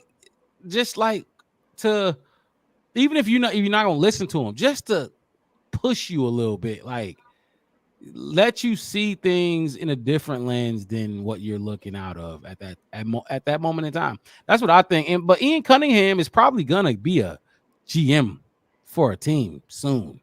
That's the vibe that I've been getting, especially with the way Ryan Poles have flipped this team. I think Ian Cunningham gonna get a little bit of credit for that too, and so teams are gonna want to hire him. That's just what I think. I think me personally, if I was in charge, I would want like my brother or my best friend or somebody there that's gonna tell me no, or that's the dumbass move. Don't do that dumb shit. Your emotions is getting in the way of making a good pick or whatever. Don't something like that. That's what I look at Ian Cunningham as being. I don't know about you, Wes. What you think about Ian Cunningham? I get you. Just a question. Yeah. Just like Bear True said, and just like I was just saying, it's checks and balances, man. I mean, look at almost anything. I can think of 1,000 different ways that you need a ref. You need somebody to. I'm a nerd out real quick, but I was watching Rings of Power the other day, like last week, so when they was making the rings for Lord of the Rings, and he was like, "We're gonna make 2," and she was like, "No, she said 1 will conquer, 2 will divide, 3 will balance. You got 1, it's just gonna be you the conqueror. Ain't nobody telling you nothing because you the number 1. Who's gonna tell you? You the only one on top. If you got 2, y'all gonna be divided. I want this, I want that. I want this, I want that. Getting a third voice in there at anything, now it's a balance. It's a, hey, who do you think? Like right now, we can sit here and talk back and forth and all that kind of stuff, and you can say, hey, do you think this is A or B? And we got to either pick A or B. Yep. And then A can't just win and B can't just win, because it's going to be another person in there that's saying either A or B, and it's going to balance, and everybody has to consider which side is the most, you know what I mean, the best side, or which one is the right choice, as Bear True said, and talking about the right pick. It was the right pick. That don't mean I wanted it. When you asked me, I wanted Carter. So, but did they make the right pick? Probably. Do I need to see more? No. Yes, I do. Could we have waited? Probably. You know, so that's my whole thing on that. Is you need somebody, like you said, a sounding board, somebody to give it to you raw. You need that best friend to tell you that you messed up, or you need to reconsider. I think people get caught up in the honeymoon phase and a lot of the good things that's been done for this team, and they forget the bad things or just the things that just didn't go so well for Ryan Poles. And that's what I want to get into after this. And that's my last question. And unless any of y'all guys got some questions for the group. But let's answer this one real quick. David Foss, appreciate you being in the chat. Hit that like button, subscribe to the channel. He says, so what is wrong with Dexter? Well, and it's simple. It's very simple. In y'all fellas' opinion, from what y'all, and I just dropped a clip, minute long clip of every snap he played in the last game. He didn't play in the Kansas City game, but he played in the Bengals. What team was that? The Bengals game. Every snap. That was every snap. But we have a whole season of his footage as well. So, what is, in y'all opinion, what's wrong with Gervon Dexter? What is your? Go ahead. One word: mediocrity. It's mediocre. It's lacking. It's not like, I can barely remember how many times I jumped out my seat because he did something dynamic. You know, I can't remember like when he just was like we talked about, like they talked about Torrey Taylor. Like, why would you draft a punter in the 4th round? Because he can change a game. He can flip a field.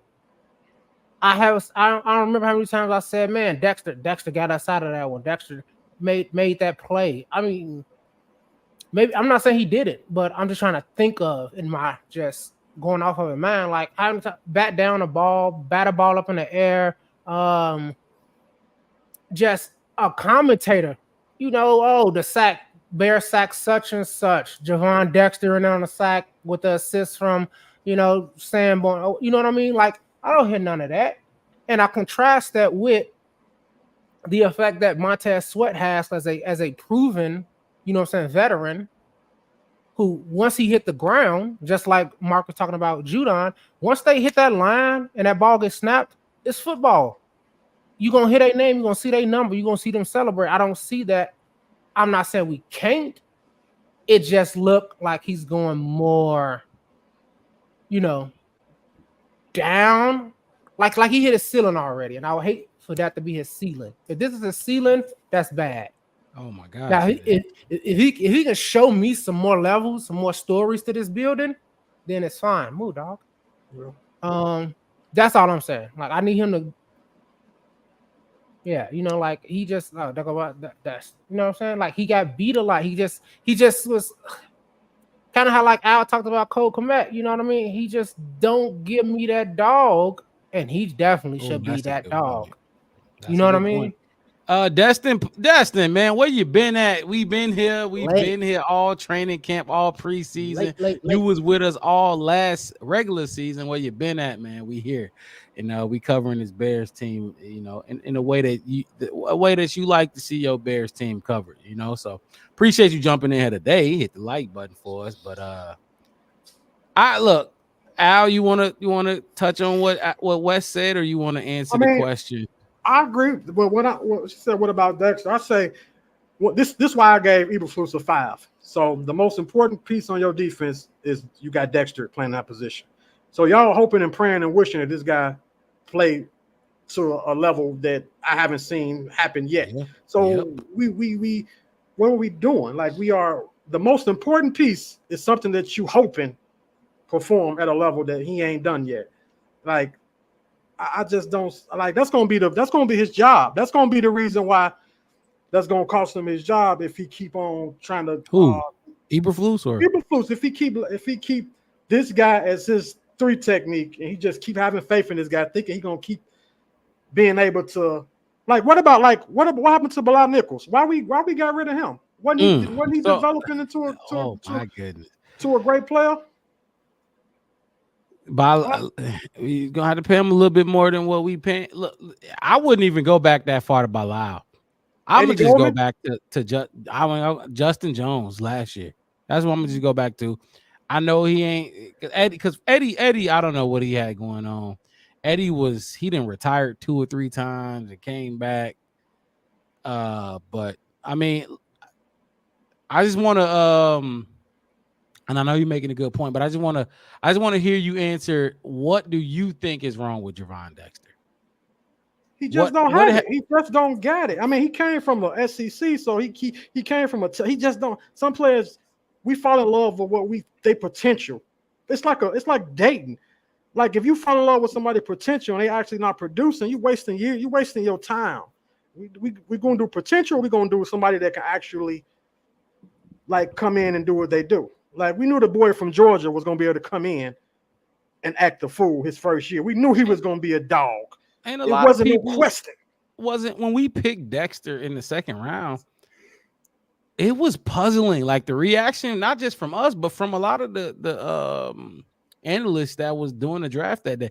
It was puzzling. Javon Dexter was a shocking pick at the time. He just was not. He didn't have that get off. You got to get off. He went and got insurance with Pickens. He took 2 D tackles right back to back. So that let me know he didn't have enough faith in Dexter. If you go right back and spend another 2nd or 3rd round pick on Pickens, neither one of them ain't nothing. Neither one of them turned out to not be. I think he was hoping Pickens became the Billings spot, but Billings played so damn good they re-signed him in the season. But no, I agree. I understand exactly what you're saying. They went and tried to hedge they bet on Gervon by taking Pickens, and they hope that they both could be in the game at the same time next to each other, wrecking the game. That's not the case. My thing with Dexter, to answer your question, David, and we can move on. He just is not he's not disruptive. He's still slow off the ball. He's slow off the ball like we saw him at Florida, right? Or where did that's where he come from, Florida. Yeah, Florida. He's still slow off the ball like he was there, and it ain't improved. Not in when we first drafted him. I made a video and I talked about how slow he was, and he was slow in a way I didn't think you could coach up. It's still slow to me. He may be able to run stuff, maybe we'll see, but he ain't collapsing no pockets. He's not against starting centers and guards in this league. He's not collapsing pockets. That's to answer your question, David. That's what I think is wrong with him. He's a good backup right now. Wes, you said it actually when I asked you this question the other day. He's a good second string defensive tackle to bring in on some rotational play. But he is not your 3 technique. Not in this defense. Maybe if we was, he couldn't even hold. He couldn't even do what Akeem Hicks did in the 3-4 defense for us. You know what I mean? So, or no, did we have Hicks at end? I think we had him at end. But anyway, that's my issue with Gervon Dexter. And hold on. So, and this is my thing with the Austin Booker too. Like Bears fans, like hope that we develop these players. And it's not even on the Bears, bro. Like in any sport, like people develop, players have potential, and some reach that potential and some don't. But it's not all the every day that like, oh, we drafted him and we're gonna develop him and he's gonna turn into us. No, players don't develop. Sometimes they are who they are. You know what I mean? And they end their career that way. Actually, most of the time they end their career that way. So when Bears fans look at Austin Booker and Gervon Dexter and these dudes that we got, this Roschon Johnson too, this crazy future for it, honestly, more often than not, they're going to end their career the same way they started. Like that developing shit is way overblown in the NFL. I get it. It is important. And if you can do it, you know, like the Packers, they've been great at developing talent. But it is a long shot, fellas. It's a long shot. And that's just why I look at these rookies. Like, if you're not that guy right away, like, if you're not, you know, you're probably not going to be that. And I don't think Zach Pickens will ever amount to what we need him to amount to as a 3rd-round pick. He's one of them. Velus Jones is another one. 3rd-round pick. Probably not going to be what we need him to be. I don't even remember any other. Oh, Braxton Jones. Braxton Jones definitely ain't going to be what we need him to be. I could these developing and going into the off season. Like, how much do you think a player can improve in the off season? It's pie in the sky, but you know, people rely on it a lot when they want to. I mean, I hear what you're saying, but that's the point. Tell me a player we've developed. No, I ain't talking about me. I'm just talking about the process of it. That's the game you playing. That's the whole point, and that's why it's not a. That's why they give him a 3-year rookie contract. Like, you got 3, and that's why you said. That's why you like it's. Hey, you would prefer them to be that guy day 1, season 1. That would be great, especially a high, first, 2nd round pick. But it's 7 rounds, so you try to go get those ones that you can get to make that 2nd year leap. And if they don't in that 3rd year, you kind of start thinking about, okay, well, let's go somewhere else. Right. I mean, it's like we thought the dating aspect. You try the first, the first time you meet them, you hear what they're about, you see the potential, all that kind of stuff. Then you start telling them, hey, look, I don't like when you yell at me like that. You start giving your quirks and what you don't like and don'ts and the do's. And then you see if they acknowledge them and respect you and care about you enough to try to change things and all that kind of stuff. And if they do, you keep them and you keep, you pick up their options. If they don't, go ahead. I'm with you. Listen, Mark, I'm with you. I'm just giving you the example. And if they don't, you dump them, you go on somewhere else. But most relationships, don't end that way. Most receivers don't go up on that high on that developmental thing. You see what I'm saying? So I understand what you're saying, but I'm saying that is the game. But no, see, Wes, you speaking as a GM standpoint. I'm talking about us as fans. Like this faith that we had in Javon, this faith that we had in Austin Booker. Like, don't get me wrong. Look, Austin Booker may be good, but I need people to remember he is a 5th round draft pick. I don't care where he was projected or none of that. He went where he went for a reason. Javon Dexter was taken.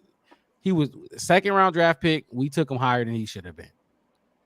My thing is, Bears fans, even you, Wes, you and Devin, I've gotten into it with. We've gotten into debates about Javon Dexter before. And even Braxton Jones. I've debated y'all about Braxton Jones too. Dude, like the fans need to realize and understand these later round draft picks. They're your guys. They play for your team. But come on, man. Let's be honest. Come on. You know, that's all I'm saying. That's with Javon Dexter and go ahead. My only pushback on that is who was it? Tell me somebody. Give me a guy who was drafted in the 1st round for us and didn't do shit. Kevin White? Oh no, but that happens all the time. Okay, I guarantee. Right. I'm just trying to see. I'm just understanding. I'm just trying to understand. Give me. Okay, hold on, because I get what you're saying, but the point is invalid when we talking about later round picks. I'm talking about later round picks, just picks that aren't your 1st rounders are the guys that you hope like Leonard Floyd was not. Right, I'm trying to find out what you asking me to find you. You trying to find a later round pick that turned out to be great? Yeah, 5th round. Give me a 5th round. 5th round. I mean, you can find one. There's some out there, but I'm saying for us. Recent. It's not going to happen. It's going to be hard. And I don't even want to. Yeah. My point being, we need to reevaluate the way we look at our own Bears team because we overdo these players like Roschon Johnson. I'll be specific to you, Wes. And we overdo these dudes, and they were in reality, they were just 4th round picks. You know what I mean? They were just 5th round. You're Tyree Carter. Okay, the rhetoric around him wasn't as big as Roschon Johnson, but Roschon Johnson, they was talking about him like he was gonna replace him, David Montgomery, and you know it. Like everybody thought. That's what I'm trying to say. As Bears fans, no. We need to, because who else was here? It was either Roschon or Khalil Herbert. They love Roschon Johnson. Yeah, and then Mooney. And that's the my whole thing is it ain't just Bears fans. I mean, even analysts and everybody else is like this looks like a steal. This looks like and that's it. Idiots. Idiots. IDIOTS. Listen. That's you crazy. Cannot, like he said, Mooney though. Like he just put Mooney as well. Mooney was Justin's #1 receiver at one point, and every Bears fans know that shit ain't right. And we hyped Mooney up so much until DJ Moore came in. Then we tore Mooney down because he didn't live up to those bullshit expectations that we had placed for him. It's because look, Mooney was never gonna be a #1 receiver. Come on, man. Javon Dexter ain't gonna be what we need him to be. I'm not saying you wrong. What I'm saying is I'm trying to understand, like, if you don't come out and ball out your rookie season, you ain't worth it. If you come out of the 7th round, like Darnell Mooney he on his 2nd contract now. Right, and he got paid a lot of money for that one. Leonard Floyd, he fizzled out too. He's looking for teams year after year. But he's still a 9-10 sack. Who? Pass rusher. Leonard Floyd ain't no 9-10 sacks. He had it at one point. He had a good. His last 5 seasons. He ain't had. I'm just saying what he did. He did 10 sacks, 9-10 sacks in the last 5 seasons. Yeah, he did. Last year he did. No, you talking about one season? Not the last. I just told you his stats for the last 5 seasons. He had 10 sacks every year. 8 plus in the last 5 seasons. Yes, he did. I just looked it up. I didn't believe it until I read it, and that's when he brought it up. I was like, okay, I see what you're saying, but look at what he did with the Bears. it was 2, 3, 4, 3, something like that. When he went to the I'm Rams, gonna it was tell you right 10, 9, 9, 8, 9, 10. That's I'm gonna tell you right now. Let's coach Leonard him. Floyd would be still with the Rams if those seasons mattered. Because guess what? He had his best don't look like that, Wes. He had his best career, his best seasons with the Rams. Why didn't they keep him? Money, contracts. I don't know. I don't pay attention to them. You can run games. I said that. No, that's what I literally said that. I literally said that earlier. Go So back to the don't tape. use I it said to the prove reason your we point. My point is this. No matter what round you went there, if you really want to know if we could see the future, every player will go to teams and schemes that they fit in perfectly and do pretty well. But you maybe. All right. But my point is, from a Bears fan point of view. From a Bears fan point of view, not GM. You're gonna draft. You have to draft these players. Right. So from a Bears fan point of view, this is a professional team that I spend, like you say, I spend money on, I talk about, I invest in. I should believe they're competent enough to take a 5th round pick and make. I feel like they're competent enough to make a number 1 overall pick do what he's supposed to do. So the coach you play for should have been competent enough to take you and make you an NFL player, right? The shit don't work that way. People think, I'm telling you, especially in the NFL, they barely practice. They practice three times a week, maybe. During the regular season, they barely are practicing. It's so that brings me back to what we were just talking about with the whole why we got the assistant GM. You come into the mix to be better. Your position coach and your head coach come in. There's 3 people trying to make you better. You think it's like I don't want to go to practice. I want to do this as a player, and then you're gonna be shitty. If you don't listen to what your position coach say, this is what you need to work on and try to be better at. More than likely, you're gonna be shitty. What your head coach say, this is the scheme I'm running. This is what I need you to do. I don't want to do that kind of stuff. More than likely, you're gonna look like shit. But that's what the word. That's what NFL. And I'm talking NFL, NBA. I don't care what sport it is. You get coaches. Coaches matter as professional. Coaches matter as a player. They don't. Yes, they do. Oh God, that's my issue. Y'all putting too much on this developing. Yes. Some guys can develop, but it's like you take $100, right? You take $100 bill, or not $100, $100. You put $1 in 100 different players, so you can get that one. You're not gonna put that $100 in one of these bum ass 5th round picks. You're gonna spread that shit around because you know the hit rate is so fucking low. But with that knowledge being out there, Bears fans still continue to push players like Javon. They still continue to overhype players like Roschon Johnson. We played a $15 game that go on everybody's social media when they put all these players at levels and say this player worth $5, this player worth $4, this player worth $3, this player worth $2, this player worth $1. Now build your team out of $15. And I don't play those games. I know. I see. I can tell because you have no idea what you're talking about. You put your money. You put your money. Oh, I think this 1st round pick. That's where most of my money gonna go to. I had $100. This 1st round pick, I am willing to put 20 of that $100 in that 1st round pick. That 6 whatever, I'll put $1 or $5 in that one. And guess what? If I get a great return on my $5, then I double, triple, quadruple my money. It's actually business. Yeah. It's not. You don't. It's not. That's like saying giving out free samples is stupid at stores because you don't want to bring customers in. I'm telling you right now. Let me ask y'all a question. Let me push back on this a little bit because I see horns coming up. Let me push on y'all a minute. Oh, the horns been up. Like I've had my horns up on this topic for years because I think Bears fans need to reevaluate what they think is good. They don't know what good is. Let me these random dudes. Look at the last Super Bowl winner. It's Kansas City. Look at their roster and their starters. Are they all 1st round picks? The people get 5th round draft picks, 4th round picks, and they develop and they turn them into good players. I think the Bears' developmental process is off. I don't think they develop players the way they're supposed to.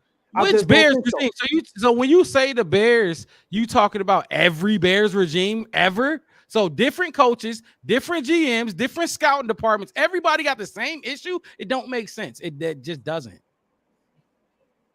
Yeah. But you sound like we never had no good players. We got the most Hall of Famers. No. What you saying? I mean, what is that? Said. What I said? I'm asking. I said, what are you saying? I'm saying Bears fans need to pump the brakes and realize and actually stop pushing these dudes to be something they ain't.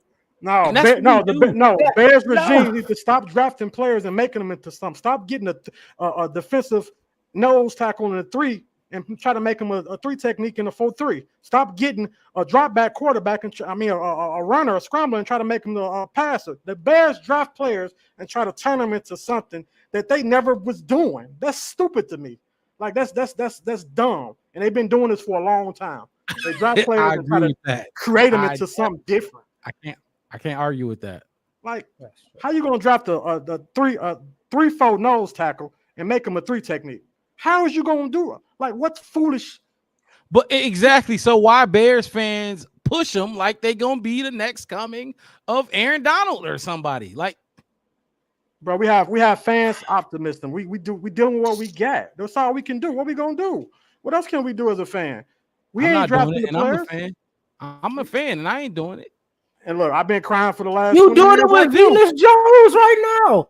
You hold on. Velus Jones right now this whole time. Okay, time out. Al, have I vouched for Velus Jones like he was a world beater? And I wish Devin was here. I've never talked about Velus Jones like he was this next coming of fucking Deebo Samuel. I've never spoke about him that way. But best believe when it comes to Pettis' value to this team and Velus' value to this team, hell yes, I'm taking Velus Jones. No. We say we could do better than Velus. We don't need it. Oh, he's a rocket. He's a this. He's a that. He ain't. Come on, man. He is. You am I lying when I say and that's what I see. You seeing it wrong. I don't see that. Who's more explosive? Who's more fast? Who's more dynamic? I don't see that. I don't see it. I don't see as a player on the NFL. He as a player against other players, like you said, they're not gonna be doing against those ones and twos. What I see Velus Jones got weak hands. His IQ sucks. He got so inconsistent. He got butterflies on his stomach. Look, that's why they made him a running back, because hey, look, you want him to have the ball. Yeah, he's fast, so is everybody else. There's a lot of fast people out there. But you can't be fast if you can't keep handle the ball, hold on to the ball, and get the ball. Like I said. That's probably why they made him a running back and put him in a running back room. Like, if we just stick it in his stomach, that way he shouldn't fumble. He don't have to think about a route or anything else but get the ball and run to open green grass. They simplified it. Like they said with Justin Fields, they simplified the game for this guy because he's just not good. He's not good. Okay, that's fine. That's fine. Is he okay? How about this, Mark? Is he good or not? No. Stop bringing up Velus Jones as if he's playing the same pivotal role as Gervon Dexter. Their roles are not the same. Gervon Dexter plays a big fucking role in his team. You're talking about Velus Jones. We wasn't talking about roles. We were talking about fans boosting up players that don't deserve to be boosted up. You said that. Jones as if he was, and I said that's what you do.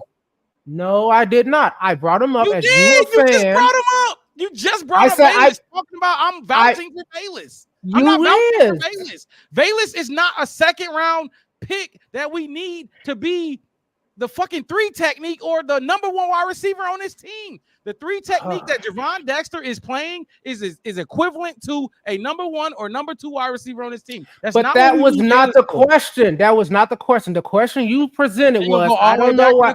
No. The question is, why does Bears fans put all this into people like Austin Booker, who's like a 5th round pick, and make them say they something that they know? Austin Booker.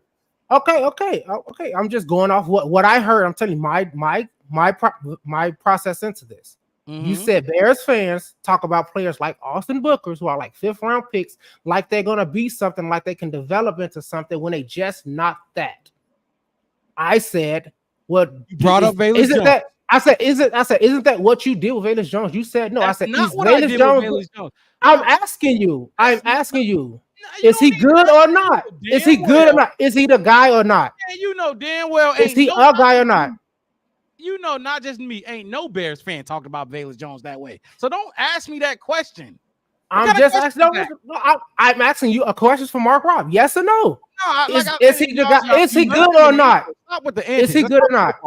Let's talk football. I'm talking football. Is Velus Jones good or not? All right, look, we got to bring a third guy in here. Al, is any Bears fan speaking like that on Velus Jones? I don't know not one who said he was a world beater. No fans think he's world beater. We know that we got on the roster, and if you go off and what I you got asked on a your question roster, and you didn't answer. You know, I mean, what's your question, Wes? Because I'm just saying it's me to Velus Jones because that's not. I will combat that. And okay, I said so. Just answer the question: is he good or is he not? Oh my God, are we gonna be that simple minded? That's what we doing. That's what I hear. That's what I hear. Oh my gosh! Either they is or they ain't. I kept Velus on his roster for special teams. I told you Velus probably won't see the field as much, just like Pettis won't. I keep telling y'all this, but now you acting like I'm saying Velus gonna be our number one running back. That's what it sounds like. I mean, the way you talking about his explosion, you sound like some of these people I see on Twitter saying he's the next coming to Alvin Kamara. I don't care the way I'm talking about him. And I'm confused. I did not have Velus as my number one running back, so stop speaking. You're confusing me. You still shouldn't be confused. It's simple. Is he good or not? Is he good or not? At what? That's it. Wide receiver, running back, running back, at running back because he's explosive and all the things you said, or is he good at returning punts, and that's why you talk about him the way you do? Oh my God! You want me to say yes? I'm not putting him at my punt returner, but he is the most explosive player on this team. He is the fastest player on this team, and I'm gonna keep saying that no matter how you try to rephrase it to try to be right. It's not about being right. I'm telling you what it is. I'm not. Who's faster and more explosive than Velus on this team? I mean, like I said, I told you I thought was faster. I like Roschon. Dante Pettis. I can guarantee you Dante Pettis. He ain't gonna. You said Dante Pettis. That's what I'm talking about. Dante Pettis wish he was as dynamic as Velus Jones. But how is he dynamic when he ain't dynamic? You talking about paper? Talking about football. Okay, I guess. Ain't no I guess because because I don't see it. Where's the explosion? Where's the explosion? Where's the speed? I don't see it. I don't think he is. I think that all the time because I don't see it. I don't see it. I see one good play. Other than that, I see. You ain't see it from Herbert either, though. No. I don't see the difference between neither of them three. I think if anything, Swift is more dynamic and explosive than none of them, though. Running backs. That's what I'm saying. Right, that's what I'm saying. If you want to talk about Swift at the punt returner or kick returner, exactly. Like I said, I don't see a difference between Herbert, Roschon, or Velus. Al, do you got comments on either Wes or what I'm saying? Man, look, I agree with you, Mark, on the Velus Jones and his ability in space and his explosiveness. He got that. That's a no-brainer. He run a 4.3, 4.2. He explosive. My problem with him is I don't think he got it up top. You know what I'm saying? He dropped everything. His routes be but as far as like if he could put that together, Velus Jones is a good option in the return game. Velus Jones is an explosive guy. He came from Tennessee. He came from the if you watch him in college and you watch him in the Bears, he's explosive. If you go dissect all his plays from his career since he's been a Chicago Bear fan, we should do that. We should have a cut-up tape of Velus Jones. We should do that. And then we can look and see he's explosive. He just a bonehead. He make bonehead plays when the game on the line. And we don't got nobody to compare him to. Like Velus Jones, a third-round pick. That's Poe's guy. I don't know, man. I would get somebody else back there and use that spot for something else, but Pettis. Oh, he's on punt return. Look, I'm not putting Velus at punt return anymore. That's over with. That's what I'm saying. What's up, Wes? No, I'm just saying it's I don't see like the gap because I'm looking at the overalls. Yeah. Oh, he's the fastest. He runs the 4.2. Then this other person runs a 4.25, and this other person runs a 4.3. Pettis don't run a 4 nothing. I'm not talking about Pettis. I am talking about the other running backs. I'm talking about these other guys he's not here to run the ball, though. That's what you keep forgetting. Velus ain't on his team to run the ball. And my whole thing is he can't even catch the ball. He can't even secure the ball. He can't secure the bag. What are you gonna do with it? You see what I'm saying? Who cares if you got 100 round shots if you ain't gonna hit nothing? I'd rather have a sniper with one shot and make the target. Is Pettis the sniper? Yeah, he's the one. He's gonna secure and make sure everything is good. One time, we good. We get the ball. We can go. I'd rather take those. Give me 5, 7, 15, maybe 21 on a big play from Pettis than a muff punt here. A fumble when he does get it and turn the corner, don't see the person behind him. Just like I was saying, the boneheadedness, the miscues. That's what I'm saying. Like I'm talking about his overall value. Everybody's saying fast and explosive, and it's like that's all you need to be a football player. Exactly. Do you game plan for Velus Jones? Absolutely not. You ain't game planning for Pettis either. He talking about he brought up Devin Hester. Game planning for the only special teamer you game planning for is Devin Hester. Like, why are we trying to act like? Why is Velus still around though? He not developed. I haven't seen nothing different from when he got drafted to now. He hasn't done nothing different. And I'm gonna go back to it. And y'all keep asking that question, and the answer is always going to be the same. Velus is explosive. How many touchdowns have he got off being explosive? A few, actually. How many games has he lost off being explosive? A few. My gosh. What have he done with his explosiveness to make us a better team? Tell me that. What have he done? That's why he's not. Y'all talking about Velus like he's playing why is he a roster spot? We want to know why he got a roster spot. That's why he on the 53-man roster. Roster spot. Pettis ain't gonna do nothing but fair catch all game long. He's in a fair catch. You can be explosive. I know a lot of guys that was explosive, and they what you doing with it? What are you doing with it? Look. The original question was, why do Bears fans overhype these draft picks and try to force them to be something they will not? That's what we're doing with Velus Jones, though. That's what how? What punt returner? He's on the special teams. Y'all keep now he is. But he was out there catching passes. He's gonna try.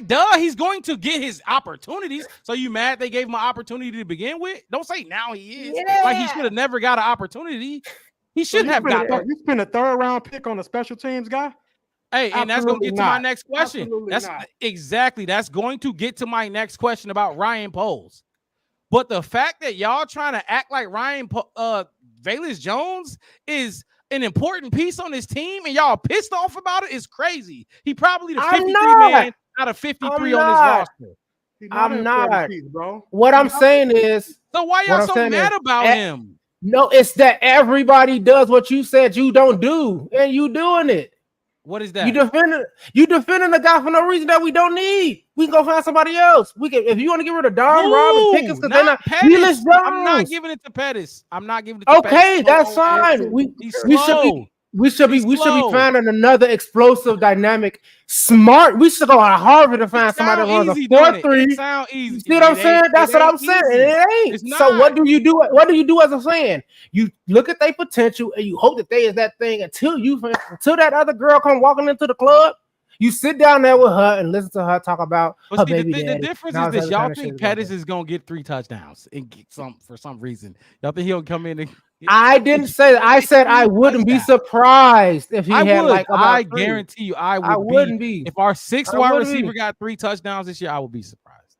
Wouldn't be. I wouldn't be. Y'all think this high school? Y'all think everybody everybody can play? It's not that. You either you put up or shut up. And Pettis is solid for what we would need him for. Yes, I would love to have him on the practice squad, but he ain't fast like Tyler Scott, so you ain't wide receiver 4. Velus Jones got to be ashamed of himself, man. Representing the SEC, you get drafted in the 3rd round as a wide receiver. They try to play your wide receiver. You can't do nothing right. Then they put you a running back on your 3rd year, dude. They just playing with you now. They just moving you around, trying to make you into something. Do you not a running back either? When he played them starting defensive, he played against the third Kansas City. Who he play against when he had 111 yards? Who did he play against? Who did he run? Look, and I had numbers from Velus Jones throughout the season at running back. He was pretty good at running back throughout the season. He only had like 7 carries or 8 carries, but he was pretty damn good. But look, that's not the point, because if I say something like that, y'all gonna be like, "Oh wow, so you want him to be number one running back?" Like, come on, stop the antics. Foles made a mistake, man. Foles made a mistake. He messed up. All right, he messed up. Yes, and that's fine. That's a whole different story. And and put it right here then, because this is my next question. What is your confidence in Ryan Poles? In West, you gave him an A draft for picking 4 guys, so I want you to stand on that. I did not give him an A draft for drafting 4 guys. You can't get an A when you only have 4 picks, and other teams had 11, and you give him an A. So anyway, they put $1. Anyway, confidence in Ryan Poles, kind of like we just did Matt Eberflus. I'm gonna go ahead and give him a 9. I'm gonna give him a 9. I'm giving him a 9. I want to give him a 10. I want to give him a 10, but you know, he made some terror, like, you know, some like last season. But in this, you talking from the off season to now? Yeah, is that what we're saying? Yeah. Mm-hmm. Oh, I'm gonna give him a 9.5. Oh Jesus Christ! I'm giving him a 9.5. I'm giving him 9.5. And I know, because, and the thing is, the only people that's gonna give him low are people who think, you know, they have a certain way of, like I said, I don't care how you build this team out. I don't care, because this is not 2025 is not the last season of the NFL, and we never gonna watch football again. So I like that he strengthened our offense to what it is now, to what people was even talking about it. Our defense, he's trying to add the other little pieces that need to go there. But I can see him in the next season and or 2 refining all of that and actually taking that $50 that you wanted him to do and putting it into a dog, like he tried to go get Judon or something. But I'm not putting the whole $100 in Judon. I can use 50, 65 at best. He put and they didn't want it. What? No, I said, just like you was talking about that $100, instead of giving the Patriots that whole $100, I'll give you 65. And it was like, we want 69. He like, that's a little bit too much, because I still need some other stuff and still need money to spend over here. 9.5. And I give him a 9.5. I'm giving him 9.5. You don't care about what he did in the trenches. I ain't gonna talk about just the D-line, but that O-line too. That's 10 spots, 10 positions that you have. Let's call it what it is. You failed at it.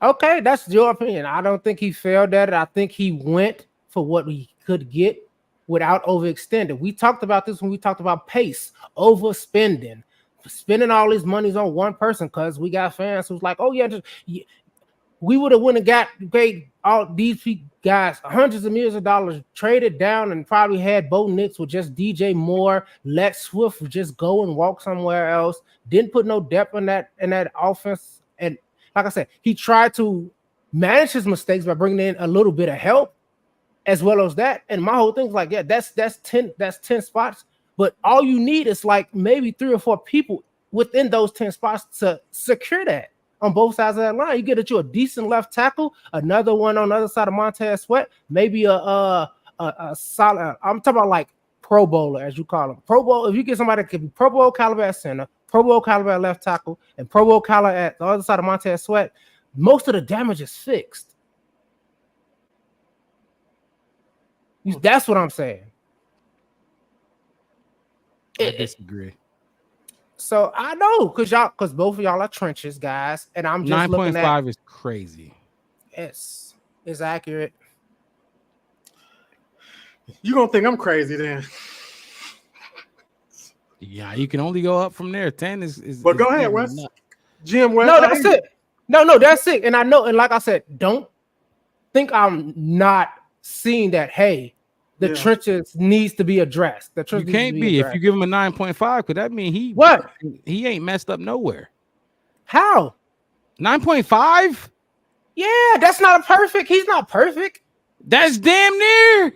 Right. basically- All you got to do, look, it's them. Like I said, all he has to do, 9.5 is a C. look. Like I said, what you said? Did one or two? Like how many players did he bring? He revamped the running back room with bringing in Swift to He did it. strengthen He that. brought Swift in, and Swift, he ain't no world beater. Come on, now Swift is just. What you mean? He's a very dynamic running back. Is he not? He's a good running back. Come on now, he's good. He's not dynamic. You won't use the word dynamic for him? Good. He's good. Oh my god, dude. You know what? It's the reason the Lions didn't keep him, and it's the reason the Eagles didn't keep him as well. Like let's be 100. You got to remember where these teams, where these players came from, and the reason they weren't still there. If they were dynamic or whatever you saying, they would still be where they were. That's all I'm saying. So Saquon Barkley not dynamic. Like these are like all these people that move, all the players that moved around. That don't mean they dynamic. They don't mean they're good players. Do you want me to get one or? No, I'm just saying. So just because you leave, that's what I'm saying. I'm not saying that I'm just saying he is a dynamic running back. Swift ain't Saquon though. Saquon is a I would call him a beast of a running back. Yeah, and saying he ain't Saquon. So don't say just because Saquon left and DeAndre Swift left that their situations were the same. They're not the same. Swift ain't. What Saquon. do you mean? I guarantee you, if Swift was Saquon, he'd still be in Detroit right now. That's what I mean. I guess I beg to differ. Players leave for all type of reasons. Players leave for all type of reasons. That's what I'm telling you. It has nothing to do with talent. It has nothing to do with talent all the time. Yeah, not all the time. Not all the time. That's all I'm saying. But what I'm saying is, you can't say that DeAndre Swift ain't a number one running back in the NFL. I can say that. I can say Khalil Herbert is questionable. I can give you 15 number one running backs that probably shouldn't be starting where they are. Right, and that's what I'm saying. Do you think? No. But I'm saying, out of those 32, you think DeAndre Swift ain't one that you would say that this is a number one running back? He's fine. He's okay. He's good. All right. Well, don't act like he just hit a home run on signing. No. That was a big signing. I wouldn't say call it a home run, but at least it's at least a 2 base, 3 base. 25 West. Put him in scoring position. Because my whole thing is this. Issue. I only see 4 players away from being basically a 10, and that's like I said, either somebody stepping up at left tackle or getting a great left tackle. Somebody stepping up at center and like doing the job right and being at center. Somebody stepping up and being that other person on the other side of Montez Sweat. So you gonna name 10 players? That's 3. That's still 3 positions. Those are premium positions. You just named left tackle premium as it gets. That is a premium as premium as it gets. So you should. Okay, you would take a left tackle and Bo Nix instead of Caleb Williams. What is our? No. I'm just trying to understand what scenario is that? What I'm saying is, what would you have did? What would you have did different? What would you have did different? Okay, end of season, you got Justin Fields. You know what I would have done different. We talked about this. I'll answer your question, Wes. I'll answer your question. So my whole thing is, who would be your quarterback? Who would be your running back? Who would be your 2 receivers, left tackle, and center? Oh my gosh! Why does that at the matter? End of it all? Like I can just name dogs. Like that don't matter, and you can't combat it because you asked the question. I can name Caleb. I can name Saquon, which we were in on Saquon. We tried to go after Saquon. It's evident in the Giants' hard knocks. We were in on Saquon. And then who else you said? Like I can name that. So you are willing to overspend because that's what you're going to have to do to get all those guys. You don't think we overspent for the running back? No. I will look. Al, I want you to get you real quick. But y'all can go. Because y'all the trenches guys. Al can go, and I want to address you, Wes. But I want Al because he was finna jump in here. Because me and you can go back and forth for another 20 minutes. Yeah, we're gonna get back to that. I like that. I like what y'all talking about. Like it's he got good points. You got good. Both of y'all got good points. It's a good argument. It's a damn good argument. One of the best since I've been on the show. I gotta get Eberflus. I gave him a 5. So I got the coach and the GM go hand in hand. I gotta give Poles a 5 too, and I'm giving him a 5. And this is why. So I understand when he came to Chicago Bears, he didn't have a first round draft pick. I understand that, but he also got in a press conference and said that his goals was to fix the trenches. This is what he said he wanted to do coming from Kansas City. I'm going to fix the trenches. Your first 3 draft picks was a corner, a safety, and Velus Jones. Those are your first 3 draft picks. You got Kyler Gordon, Brickster, and Velus Jones. You didn't get an offensive lineman until the 5th round. That was your first offensive lineman. So if you coming to Chicago and talking about fixing the trenches, why didn't you address? Why wasn't this addressed in your first round of picks? I don't get that. And we still struggle. Now we still looking for a left tackle. Like, I can't give him a high grade based off the fact that he got on TV and said, I'm gonna fix the trenches. That was his conference. That was his press conference. I'm gonna fix the trenches in Chicago. I come from Kansas City. I come from Andy Reid. We gotta win in the trenches. Then you come in your first draft and you don't draft the offensive lineman until the 5th round. How is that fixing the trenches? Thank you. How is that fixing the trenches? Wes, quiet. I don't see. That's your first. His first lineman was in the 5th round. I'm just being respectful. But I'm just saying, you get on TV and you praise Chicago Bears and you say, I identify the problem is the trenches.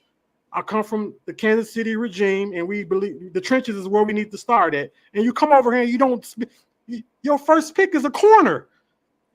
Like, your second pick is a safety. Mm-hmm. Your 3rd pick is a wide receiver. Yep. Your 5th round pick is Braxton Jones. And then you get Zachary Thomas in the 6th round with his offensive lineman that we don't even get no more. We don't even have him no more.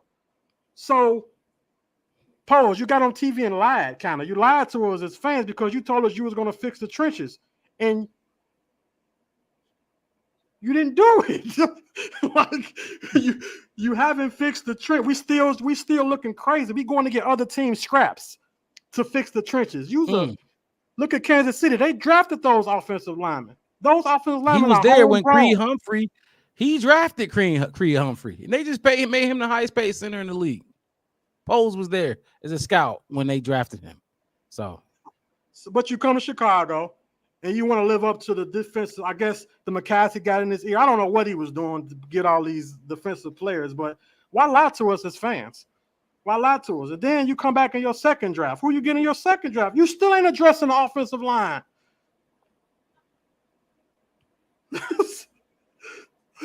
Your last draft, you still ain't do it. You had the premier left tackle from Penn State and a premier left tackle from Notre Dame on the board waiting to be drafted. And you went and got, I understand you went and got Caleb with your first pick, but Roma, that could have waited. That could have waited, man. You could have waited for that. Both of them was gone. Both of them was gone. You got offensive line from Michigan on the board for your second first round pick. You could have traded up. You could have done a whole lot of stuff to get you a left tackle with your offensive lineman if these was your goals when you first got hired. I don't forget what coaches say when they get hired. I heard him loud and clear. He said the trenches was his focus. You ain't done nothing, my boy. You haven't done nothing to the trenches at all. And it's year 3. I want to give him a 2. I would have gave him lower than that, but I didn't do that because he came in with no first round draft pick. He came into a clusterfuck of trying to fix previous regimes. But with the draft picks you did have, you didn't upgrade the offensive line, which was what you said you was going to do. So I'm gonna give him a 5. So we speaking about his press conference when he got hired. The first press conference when he got hired. I'm speaking about what he said, what he identified as the Bears needed to upgrade. I'm trying to remember what press conference was this when he first got hired. Like, we're introducing our new GM. Yeah, he said he was going to fix the trenches. He said the trenches isn't. He didn't do it. And then he got in there and then he started seeing what they was really like. and he started looking at what was really in that. Bro, I don't care what I don't care what nobody say. I'm not taking a cornerback over a premier left tackle. I don't care what. No, that's why your quarterback's looking like they don't know what's going on. You know what I'm saying? You putting these top premier quarterbacks behind left tackles that wouldn't even be a practice squad player. Braxton Jones, when we cut him, when he finally give up from under this guy, he won't go nowhere else and do nothing. He's going to be somewhere. He's going to be whatever his degree is. That's what he's going to be doing. These guys going to leave Chicago and nobody else going to even think about these guys. That's what I'm saying. Where they going and play? Where are offensive linemen leaving Chicago and going anywhere else and being good? I don't know nobody. What rating did you give him? I gave him a 5 being generous. He gave him a 2. Don't lie. I was gonna say, be honest, if I can be ballsy enough to say 9.5, own up to it. I was gonna say you wanted to give him a 2, huh? But right, give him a 2.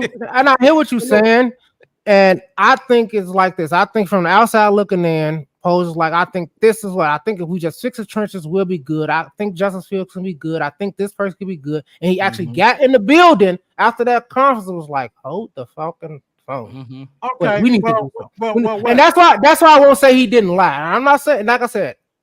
What about this year draft? You get your franchise quarterback and you get a receiver to pair him with instead of a left tackle. You pair him with a receiver when you already got Keenan. You didn't have Keenan at the time, but you still did have Keenan. We already had Keenan. We had Keenan. So you had Keenan already, and number 2 already, and Scott, which we say is going.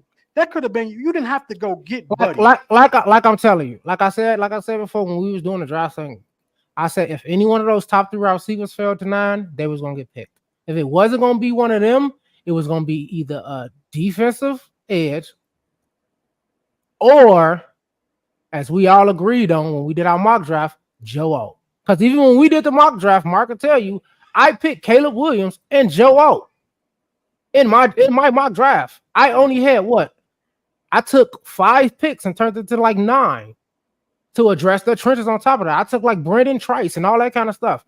That's because it failed to me that way. I think when Mark did his, or when Devin did his. No. Listen to what I'm getting at. I think when Mark did his, or was you, Mark, and you tried to trade back, you had what, 4 picks at the end? That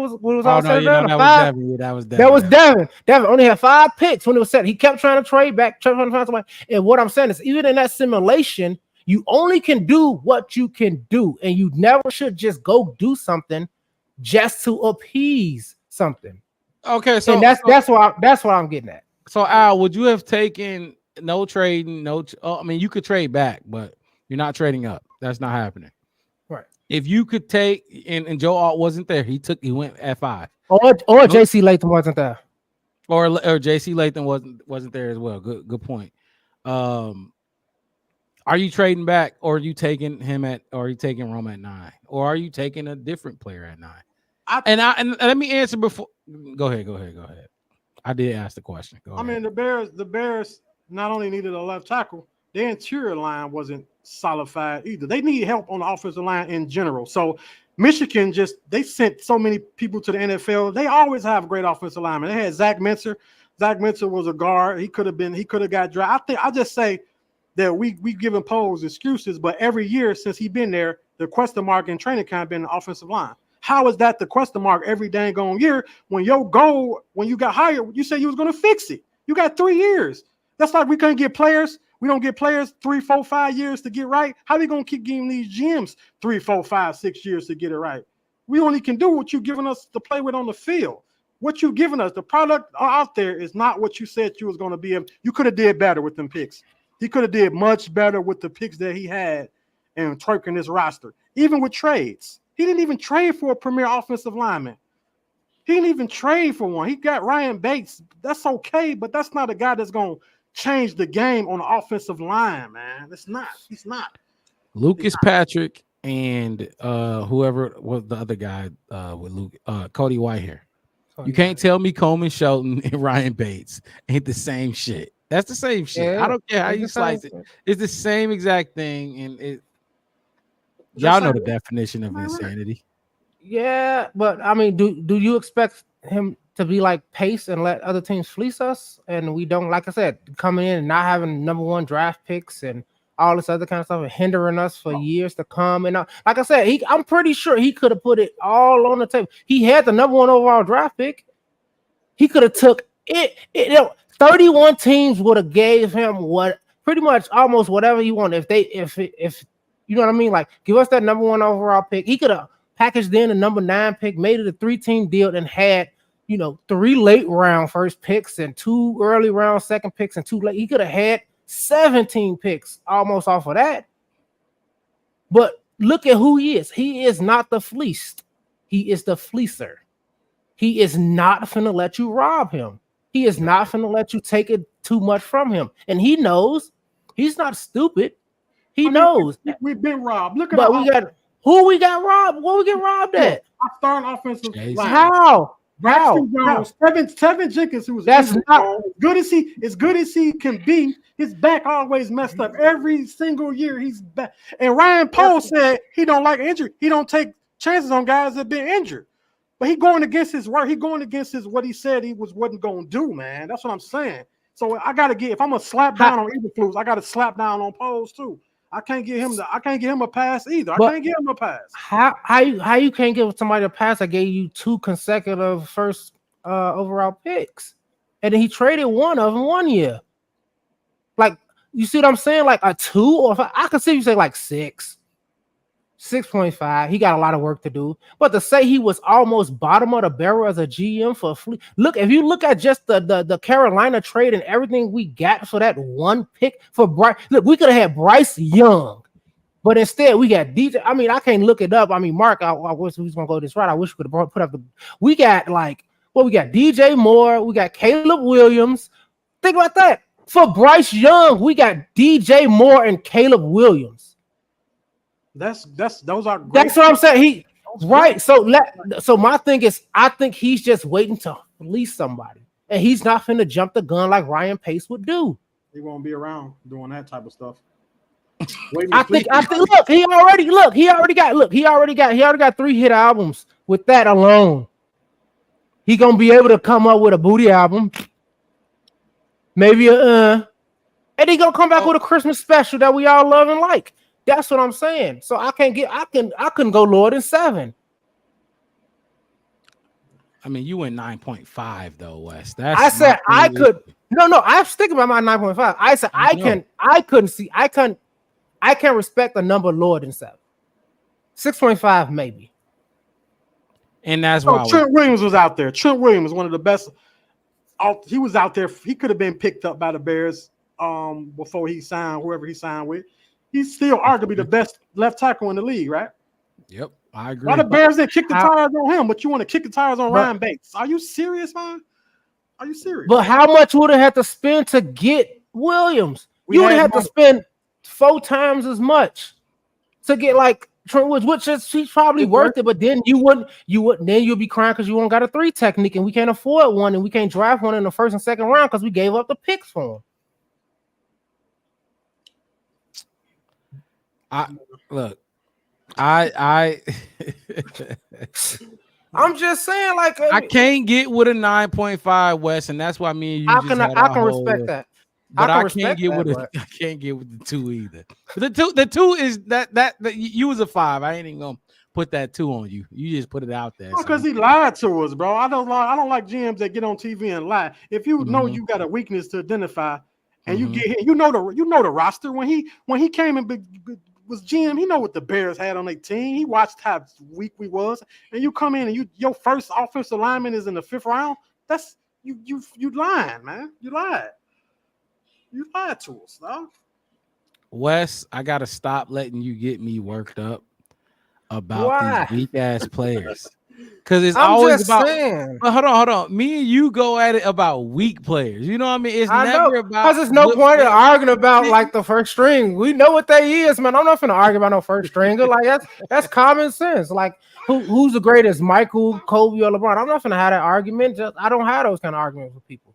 Like they great as fuck. I'm gonna leave that alone. You got me But- riled up about Valus, and now it But sound like I probably sound like I'm a Valus fan, and that's not the case. You It's are. the same with You are. Herbert. You know, You I are. let you get me Yep. there on You Herbert too. are. I But wish Devin was we- here, so I hope you watching. Devin, if you watching, let's tag him with this Zetas Jones Jr. tag. He got to hold on to him all season. Everything he does is gonna fall on Mark. I want y'all Bear Truth 9 AC. Just hold on to this and let's see what these kick returns look like. I'll take Herbert, but I can't take. I don't even want to take Herbert, but I can't take Valus. Yeah. You're not finna stick me with Valus. that shit not gonna happen because look, Pettis. If we talking about wide receiver, yes, Pettis is a better wide receiver, but I'm not going backwards. Look, Right. I'm gonna go. I'm like I said, I can't. What's your number? Yeah, just say your number. Get your number. Oh damn! I'm gonna go 6.5. I'm gonna go to 6.5. I want to go 7, but I can't because of what he's done to the trenches. I love the Montez Sweat move. That was amazing. I wish instead of trading for Chase Claypool with that second round pick, imagine if we didn't go for Chase and went for another, you know what I mean? Like we did Montez Sweat with the second round pick. Imagine where we'd be. But I'm not gonna fault him for that because he needed to give Justin Fields some type of help. Even though I promise right hand, I did not think I never liked Chase Claypool. Even when he had his best season with Pittsburgh, I knew Chase Claypool was not like that.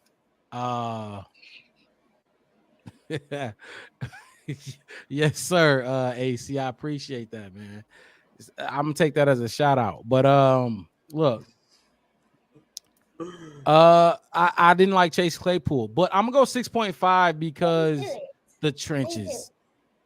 Me being, I think it starts in the trenches, and you know the ball is snapped in the trenches. You can't, after what Justin went through last year, you cannot put Caleb, your rookie quarterback, through this again. You can't. I don't care. I will do whatever I can to make sure Caleb does not go through, not even just Justin, but Mitch too, or even Jay Cutler, Al, and your point, yo fandom. You cannot continue putting these quarterbacks, and especially when you got Detroit out there with what? Can we all agree to Detroit got a top 5 O-line? You cannot have this. Yeah, Not but when, all right, go. I'm gonna let you finish your point, and I'll poke my hose out till you get your statement out. not when your rivals, not just the division leaders from have a stout O-line. You got your ass kicked by the Eagles, not ass kicked, but we lost to the Eagles. They had a stout O-line, and they still do. You cannot put your rookie quarterback out there knowing Jared Goff is throwing for 4,000 yards, and he's a mediocre quarterback, but he got a stout O-line. You can't put your rookie quarterback in that. And he did it again. He did it, and he did it again. He did it with Justin. He did it again with Caleb. Now let's go to the D-line. Really? Wes, really? 9.5, and all we have is Montez Sweat. 9.5? Like, not only that, but let's talk about the $80 million you gave Tremaine Edmonds, and he's not even your best linebacker. Like, there's things that the man did that 9.5 is way too steep. Way too steep. Braxton Jones is better out there with a 5th. Look at the numbers. TJ and look at the interceptions. I'll just talk about the interceptions because you know numbers. Even though TJ Edwards was a tackling machine, he killed Edmonds in tackling. Tremaine Edmonds' interceptions were tips in you know loose balls type thing. Tremaine Edmonds was going to get those. He was taking his interceptions. He was playing defense and he was jumping routes, taking his interceptions. Tremaine Edmonds was getting them, but he was getting tip balls, which hey, that's part of the game. Don't get me wrong. I played linebacker. The tip drill is your money drill. You know what I mean? So I'm not gonna fault him for that, but like let's keep it a buck. TJ Edwards was better, but you gave Edmonds $80 million. That's another fault. And this kind of I get indigestion. Sorry. Go right ahead. No. Yeah, I'm gonna say you're gonna burp. You're gonna burp in the middle of. I said excuse me. I didn't think it was gonna come up. My bad. That's how I said excuse me. Indigestion. And this goes towards you a little bit, Wes. My last point. Velus Jones. You're constantly giving him multiple opportunities. I get it. I understand. Cut your losses and just get it over with. Now, don't cut your losses and keep Pettis. Now, I'm not saying that. Don't cut your losses and keep I don't know, somebody who's not going to play, Reddy Stewart. He's not going to see the field. Don't cut your losses and keep somebody that's not going to see the field. I'm not saying that, but cut your losses. Get somebody else in there. You had this is Velus' fourth year, something like that, third year. You had 3 years to figure it out with him. You knew Velus couldn't catch punts like you really wanted him to. We really wanted him to be a gadget guy. Cut your losses and just move on. I get it. He's here now, so I'm going to vouch for him here now over some of the guys that he's going up against, but cut your losses. That's another reason. 6.5 for me. I'd be damned if I go 9.5. You brought Creed Humphrey as a center for the fucking Kansas City Chiefs, but why can't you bring us a Creed Humphrey or something half that? I don't think our centers is half that. Okay, so and this is why I keep trying to say this is how I'm seeing it. It was other like I don't think if he knew Odunze would drop at 9 because I think he really liked Odunze and wanted him. That's why he took him anyway. He shouldn't have been that hype though. No. My whole thing is if I feel like if he knew he was going to get it on Odunze, that what we sent over to what do we get Keenan Allen for? A second round pick? Fourth. Or was it fourth round pick? He could have packaged that and when it got we paying him $26 million this year. All of that right there, he could have spent that on a Trenchman alignment, but can't foresee the future. But I know I need another receiver. Can I pass up on this veteran receiver right now in hopes of finding somebody later on and only having one good receiver? Like you said, leaving it up to Tyler Scott and Velus Jones and Dante Pettis to go on the other side of DJ Moore. Is that okay? I think I can do better and taking this wide receiver now because I don't see nobody else that gonna complement, especially with this kind of track record and skill level. That I can get let me stop you real quick. But I would because remember the trade with Keenan Allen happened before the Rome Odunze pick. Right. I would have been okay with seeing DJ and Keenan and taking another later round wide receiver to be the third guy or maybe fourth guy with Tyler Scott or whatever, than taking a number 9 overall pick wide receiver. That's what I'm saying. Keep going. No, and my whole thing is like you said, and this is why I brought up Leonard Floyd. Joe Alt and JC Latham was already gone.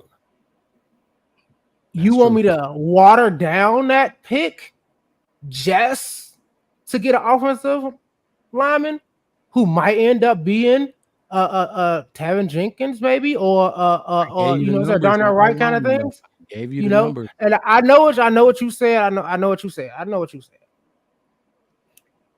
Or can I take this other wire because now I can you know how poses I can get cheaper in the wide receiver room now because I already paid. I'm gonna pay. He knew he was gonna pay DJ, so now that's settled. And what I'm thinking, I don't think Pose even cares about what the dynamic of fixing the trenches now because we already talked about it. That the next season draft, I don't think they're gonna do. I think they're gonna pick all linemen. It's gonna be offensive, defense. All what we got. We got like 9 picks now, I think, because we just traded away 2, but technically we traded away 1 because we got 1 back for the next year though. But I guarantee he's gonna fix that. And just like you were saying, like we get these players 2 and 3 years to be great and all that other kind of stuff. But we look at a lot of good players who look at like Drew Brees and like a lot of these players who just got it. They team just ain't built like it. And then on top of that, the reason the Lions got how they is because nobody was looking at the Lions. They didn't think they had that in them. They didn't think play like you know what I'm saying. A lot of teams was like, oh, this is what players go to die. We don't. Ain't nobody trading away their best players to the Cowboys. Ain't nobody trading their best players away to the Patriots. You're gonna have to buy them out or take them. We're not gonna trade one of our best assets to the Packers on purpose. The Lions were you know what I'm saying? What the Lions are only good for their O-line. I'm telling y'all that right now. Right. That O-line, they stink. So this is what I'm saying is a lot of people not listen to it. It's like, oh yeah, the Lions. Nobody really was saying. And then like 2 years ago, somebody was like, man, look what Dan kind of doing over there. Dan building a culture. And then they was like, yeah, we'll see. And then next was like, no, but look what he's doing.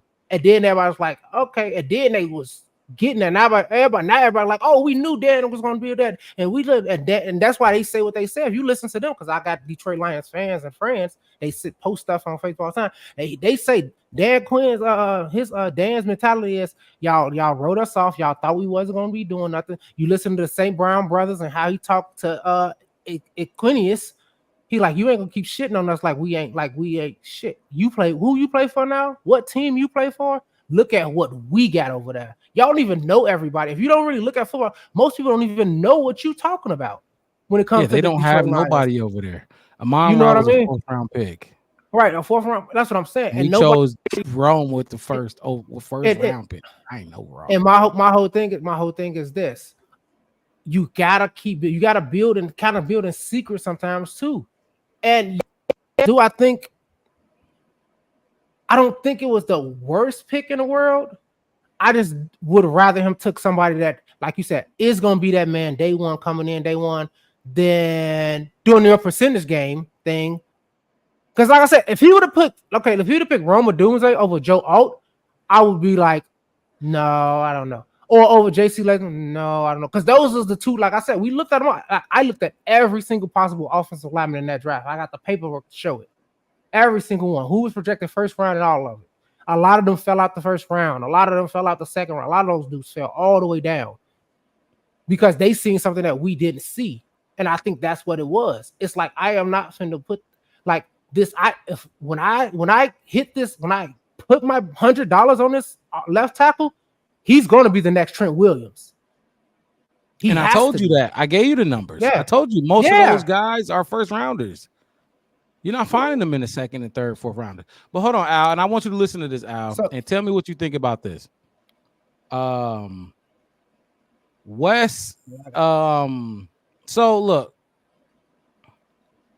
the Bears draft. So we took Rome 9th, right? Golly, I literally just forgot my point. I forgot the point I was finna make. God, what was you just talking about, Wes? No, I was just saying, like, if we gonna spend like, damn, I froze. Shit. Can you hear me at least? No, we can hear you for sure. Okay, so let's get my point in is I feel like that left tackle spot, because you impose the offense line. If he's gonna spend that first round pick, I think he really would rather be 100. Like, this will be the next, like Trent Williams. Like, this is gonna be the next great left tackle. If I'm gonna spend that what we call the blue chip player, like, I'm not gonna make a blue chip player because those projections for that next offensive lineman that was coming up from Michigan or whatever was probably outside of the top 15. So I'm gonna make somebody who's projected 19th or 25th a number 9 pick because the teams before me took Joe Alt and JC Latham. We didn't think Penix was gonna go or JC Latham was going to go before now. No, you trade back for more picks. If you ain't projecting them in the top 10, trade that 9th pick and you get more picks. And you get your tackle in the 15th, 20th, 25. That's what you do. You stockpile. The Bears have gotten so many holes, they should have been stockpiling with that 9th pick. Most teams reach for those receivers. Neighbors, Rome, they was reaching, so them offensive linemen fell. You had 8 offensive linemen in the first round. No, that's the exact opposite. That's the exact opposite of what happened in the first 10. What happened is they reached for those quarterbacks, those linemen and those wide receivers and a quarterback, because Penix wasn't supposed to go top 10. J.C. Latham wasn't supposed to go top 10. That's what I'm saying. You see what I'm saying? They reach for those guys, but I'm saying the left tackle from Penn State, he was projected a top 5 pick. He ended up dropping to what number? He dropped. Fashanu dropped. Yeah, for sure. To number 11. He went to the Jets. The Bears could have got him. The Bears could have got a left tackle. They could have got a left tackle, bro. They didn't have to get. Look, this is my question, and I just remember it, Wes, and then let's wrap this up because we going a little. So you gave Poles an A in the draft, correct? Yes. So now let's talk about who he drafted. He took Caleb, right? He took Rome, who we're debating he probably shouldn't have. So that's not a for sure. But then his third pick was Karam Amagaji, who has not practiced one time. And then his fourth pick was a punter, right? His fourth pick was a punter who your number one pick texted him, you're probably not gonna be punting that much to begin with, right? So let's just say he is punting. Who cares about that? So you drafted an O lineman who has not practiced. You drafted a punter, and now everybody's so hyped up about a 5th round pick, Austin Booker, that we had to jump in. 2 of the guys that you have picked have probably played 5-6 total snaps in preseason so far. And I'm talking about Torrey Taylor and Amagaji.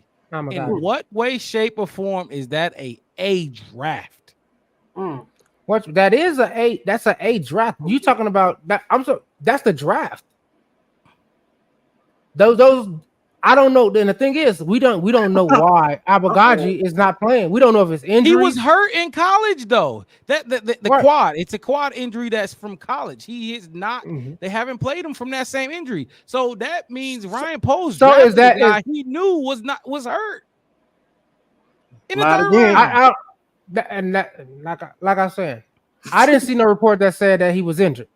He was like so. My whole thing, he got hurt, but he was back out there. He did the combine. He did that. He had to go do the workouts. He had to go do all. He had to go see doctors and physicals, and they had to test him out. Now I'm telling you, I now, like you said, if I was actually in the buildings next to Ryan Poles and went through everything and saw everything that he's seen, maybe I would think differently. But what I'm saying now is this: you were in the same position, and I saw it, and you didn't. Why did I see it and you didn't? You said, yeah, he got injured in college, and I was like, yeah, but look at in college. This is now it's the NFL. There's plenty of players got the UCLA dude, the defensive end. What's his name? Yeah, he snapped his neck. You know what I mean? That was an injury in college. So, that's fine.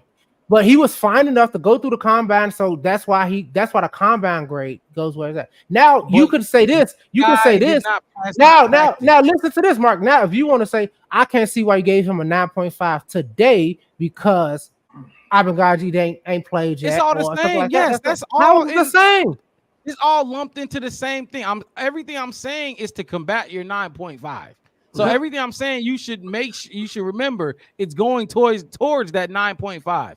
No, you said no. You gave him a 9.5 knowing he has. Okay, Mark, calm down. Now listen, this is what you just said. You said Caleb Odunze, a guy who didn't play, a punter who barely even did it, and then you said, and you gave him an A in the draft. I said that was because that was the end of the draft, and I said I could understand if you question. Now, no, I can understand you. That was my end of the draft grade. Now, if you want to question my 9.5 rating for now, you can say I'm saying is questioning that everything. What you mean? I think at the end of the draft, I thought that was a good draft. But I had nothing to say that Karan. I had nothing to say that Karan was still injured, quote unquote. 2, yes, Torrey Taylor ain't punted right now. He barely even played. I mean, it's the preseason. I don't think they're gonna put him out there to punt. And hopefully he don't really punt. But if we do need him to punt, and you gotta think about it, if we need him, we gonna need a punter, dude. We gonna need a good. You even said we needed a punter. And then I like how they came back in to try to address the trenches. I don't think I ever said we need a punter. We need a punter. What was our punter? What was our punter like last season? I don't know. Trent Gill was bad. Couldn't even. He was terrible. Don't say bad. He was terrible, dude. His punch was 22 yards. So now at the end of the draft, yes, I gave him an A because that draft was solid for what he got. Gave him a 9.5. I gave him a 9.5. That one of his draft because the reason I gave him a 9.5 is because he still tried to bring in offensive lineman advantage of the shit that he did. Oh my god, he's still bringing in defense. Hey, every team is bringing in band-aids to patch up holes. That's what you do after everything. You don't get a 9.5 because you're patching up holes that you probably should have put pillar pieces in position. You and then that's what I'm saying. And then lack else everywhere else. Makes sense. And then not build up the offense to where it is, to where, think about it. Ain't nobody talked about the Bears offense in 20 years. Now everybody, I mean, we got fantasy football players. That's what we got right now. Fantasy people that's going to win money in fantasy football. We don't have fine. I get your opinion of it. But hey, more than 90%, 80%, 85% of people who do this for a living and people who do what we doing every single day is like, hey, look, the Bears got a chance to win a division with what we got. There is a chance. But 9.5 in an A in the draft and one of those picks. Hold on, the 9.5. And this is why. And if you want to go back, I go back to when he first got this team and we didn't have shit. To everything he did up to, and like I said, it wasn't perfect, but I don't see nobody else taking a Bears team with no first round picks, no money, no cash. I don't see nobody having the balls to get rid of Khalil Mack. Oh, he did. I know who Pace wouldn't have did it. Pace did do it. Mini Jim before that did it. He had to get the money in order. That's why dude was exactly. He had to get the money. He had to get the exactly. Order. I'm talking about the product on the field. What we got on the field right now is not a championship offensive line. I'm sorry. It's not. I just want and Kevin Davis is right there with you. 9. It's crazy to me. It's insane to me when you see the state of the trenches. That's all I'm saying. If the trenches look like the wide receiver group, because honestly, outside of the wide receivers, what do y'all like about everything that went down for real? Let's be 100. Outside of Keenan Allen, DJ Moore, and Rome, the other position groups he kind of didn't really do much. Okay, no, I'm lying, Wes. I'm lying. Kyler, Jaquan. I like the picks. I like it. Maybe it was a little. Is that not mainly his secondary back there? Ain't Tyreek Stevenson one of his too? And Tyreek Stevenson. Is that secondary not basically his? I do like those picks, but I'm gonna call Fluke's number on those. I'm gonna call Fluke's number, and you gave Fluke's an 8.5, so that makes sense. You see what I'm saying? But you can't. A 9.5 is very rich when your third round pick, not just but remember, Valus was a third round pick too. So now you got back-to-back third round picks that are, and I'm not saying Karan ain't gonna be nothing in next year or two, but he hasn't practiced. He hasn't played. You know what I mean? But yeah, look. I'm gonna go all night with you, Mark. Because I mean, like you said, if they ain't drafting the first, second round pick, who cares? According to Mark, they ain't gonna be nothing. Lightning may strike. So why go get a tackle? Go get a tackle in the third round and try to make them into something? And exactly, I'm right there. Why would you can't say he did what he had, because Devin was making the same argument. You can't go get a guy, and I'm telling you, you can't tell me them drafting Karan Amagaji, they didn't know he wasn't going to be playing. They knew. They fucking knew he wasn't going to be practicing. They knew he wasn't going to be playing until whenever he plays. They knew it. You don't do that and give a guy that's all I'm saying.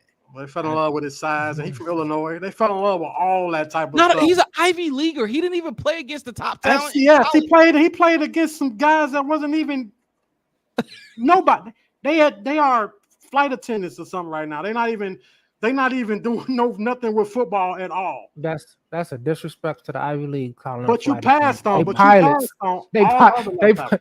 They pilots and doctors and engineers. But like I said, you I would have loved to see it. Like I said, I didn't see nothing that said that he was injured. Maybe they did that on purpose and not put it out. I can't say. Like Mark, you can only assume that they knew. I'm pretty sure you think they knew. I think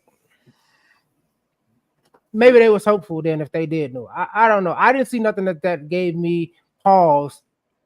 Because I mean, like, come on, it's hard to keep. I mean, it's really, really hard to keep secrets like that out, man. Like, come on.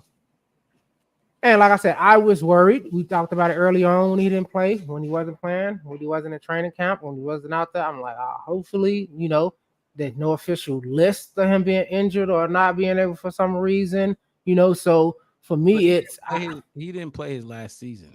He only played 4 games in his last season. Season college. We knew that. These are things we knew. Okay, and my whole thing is, what if they, like we said, and like I made that mention earlier this summer when I was like, what if they feel like? I mean, I know everybody needs the reps. If they just didn't want to put him out there because they don't want him to get injured, and they think he already got it, and he already that man, like you said, if he get out there week 1, they like, hey, I'm a guy. Just listen, hear me out. I mean, I know I'm fantasy, right? And he get out there and he come in, not starting. He come in, give somebody a break or a swing, whatever. And he go in. I would hope so. If not, then yeah. But like I said, I just go on what's happening today and what I see. And like I said, I feel like this team could have been a lot worse on another leader if we still had Ryan Pace. I think it'll be a lot worse. I think we would have Bryce Young as our quarterback. I think we wouldn't have had another first overall. Like, I think we could have been, and that's another thing why I'm giving him that, because dude, it could be like, that's all we see here screaming about is the trenches, which I know is important. I get that. But before that, we were screaming about everything. That's how I felt. I felt like at the end of the last offseason, we were still questioning Justin. We were still questioning the receivers. We were still questioning the O-line. We were still questioning, did Cole Kmet have it in them? We need another tight end because, the one that we got before that, I think he came from like somewhere else in our division. I don't know. But it was so many questions, like everything. Running back, you know what I mean? Because it was like, can David Montgomery just hold us up on his own and just do it for us and bowl us through? That's why everybody was pissed when we let him go. It's like, now what are we going to do? You know what I mean?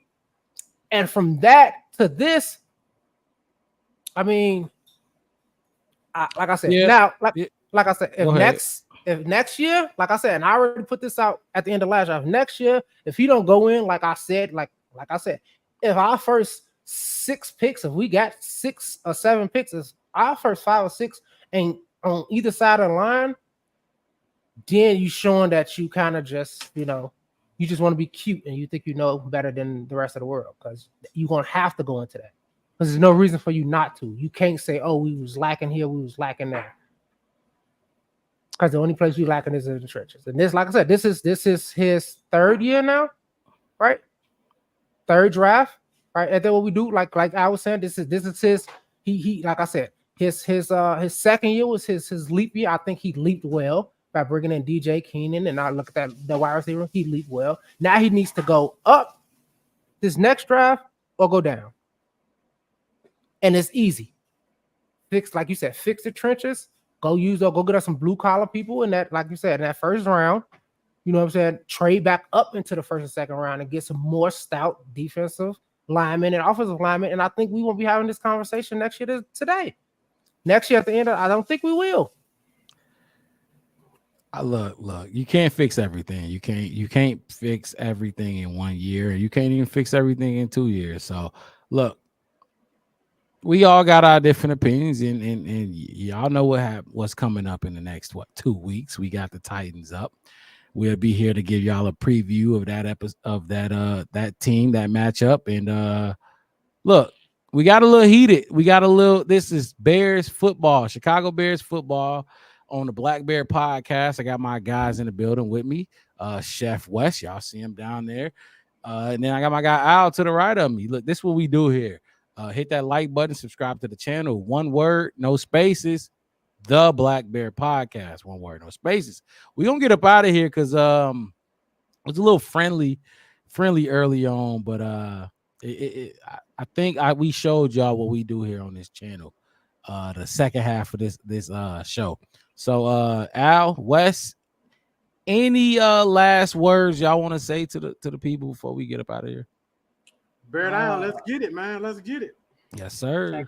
Check my notes. Even though we never get to all my notes. No, not ever. We don't ever get through. Never get to all my notes, man. But thanks everybody for tuning in. My man KD, my new best friend. Keep tuning in. Keep backing your boy because I'm right. But Kevin Davis. Kevin Davis, hey, and we got the new Senate, it's a new regime, so it's claws up, bear down, baby. Claws up, bear down. Hey, look, y'all have a good rest of y'all Saturday. The squad is gone. Peace.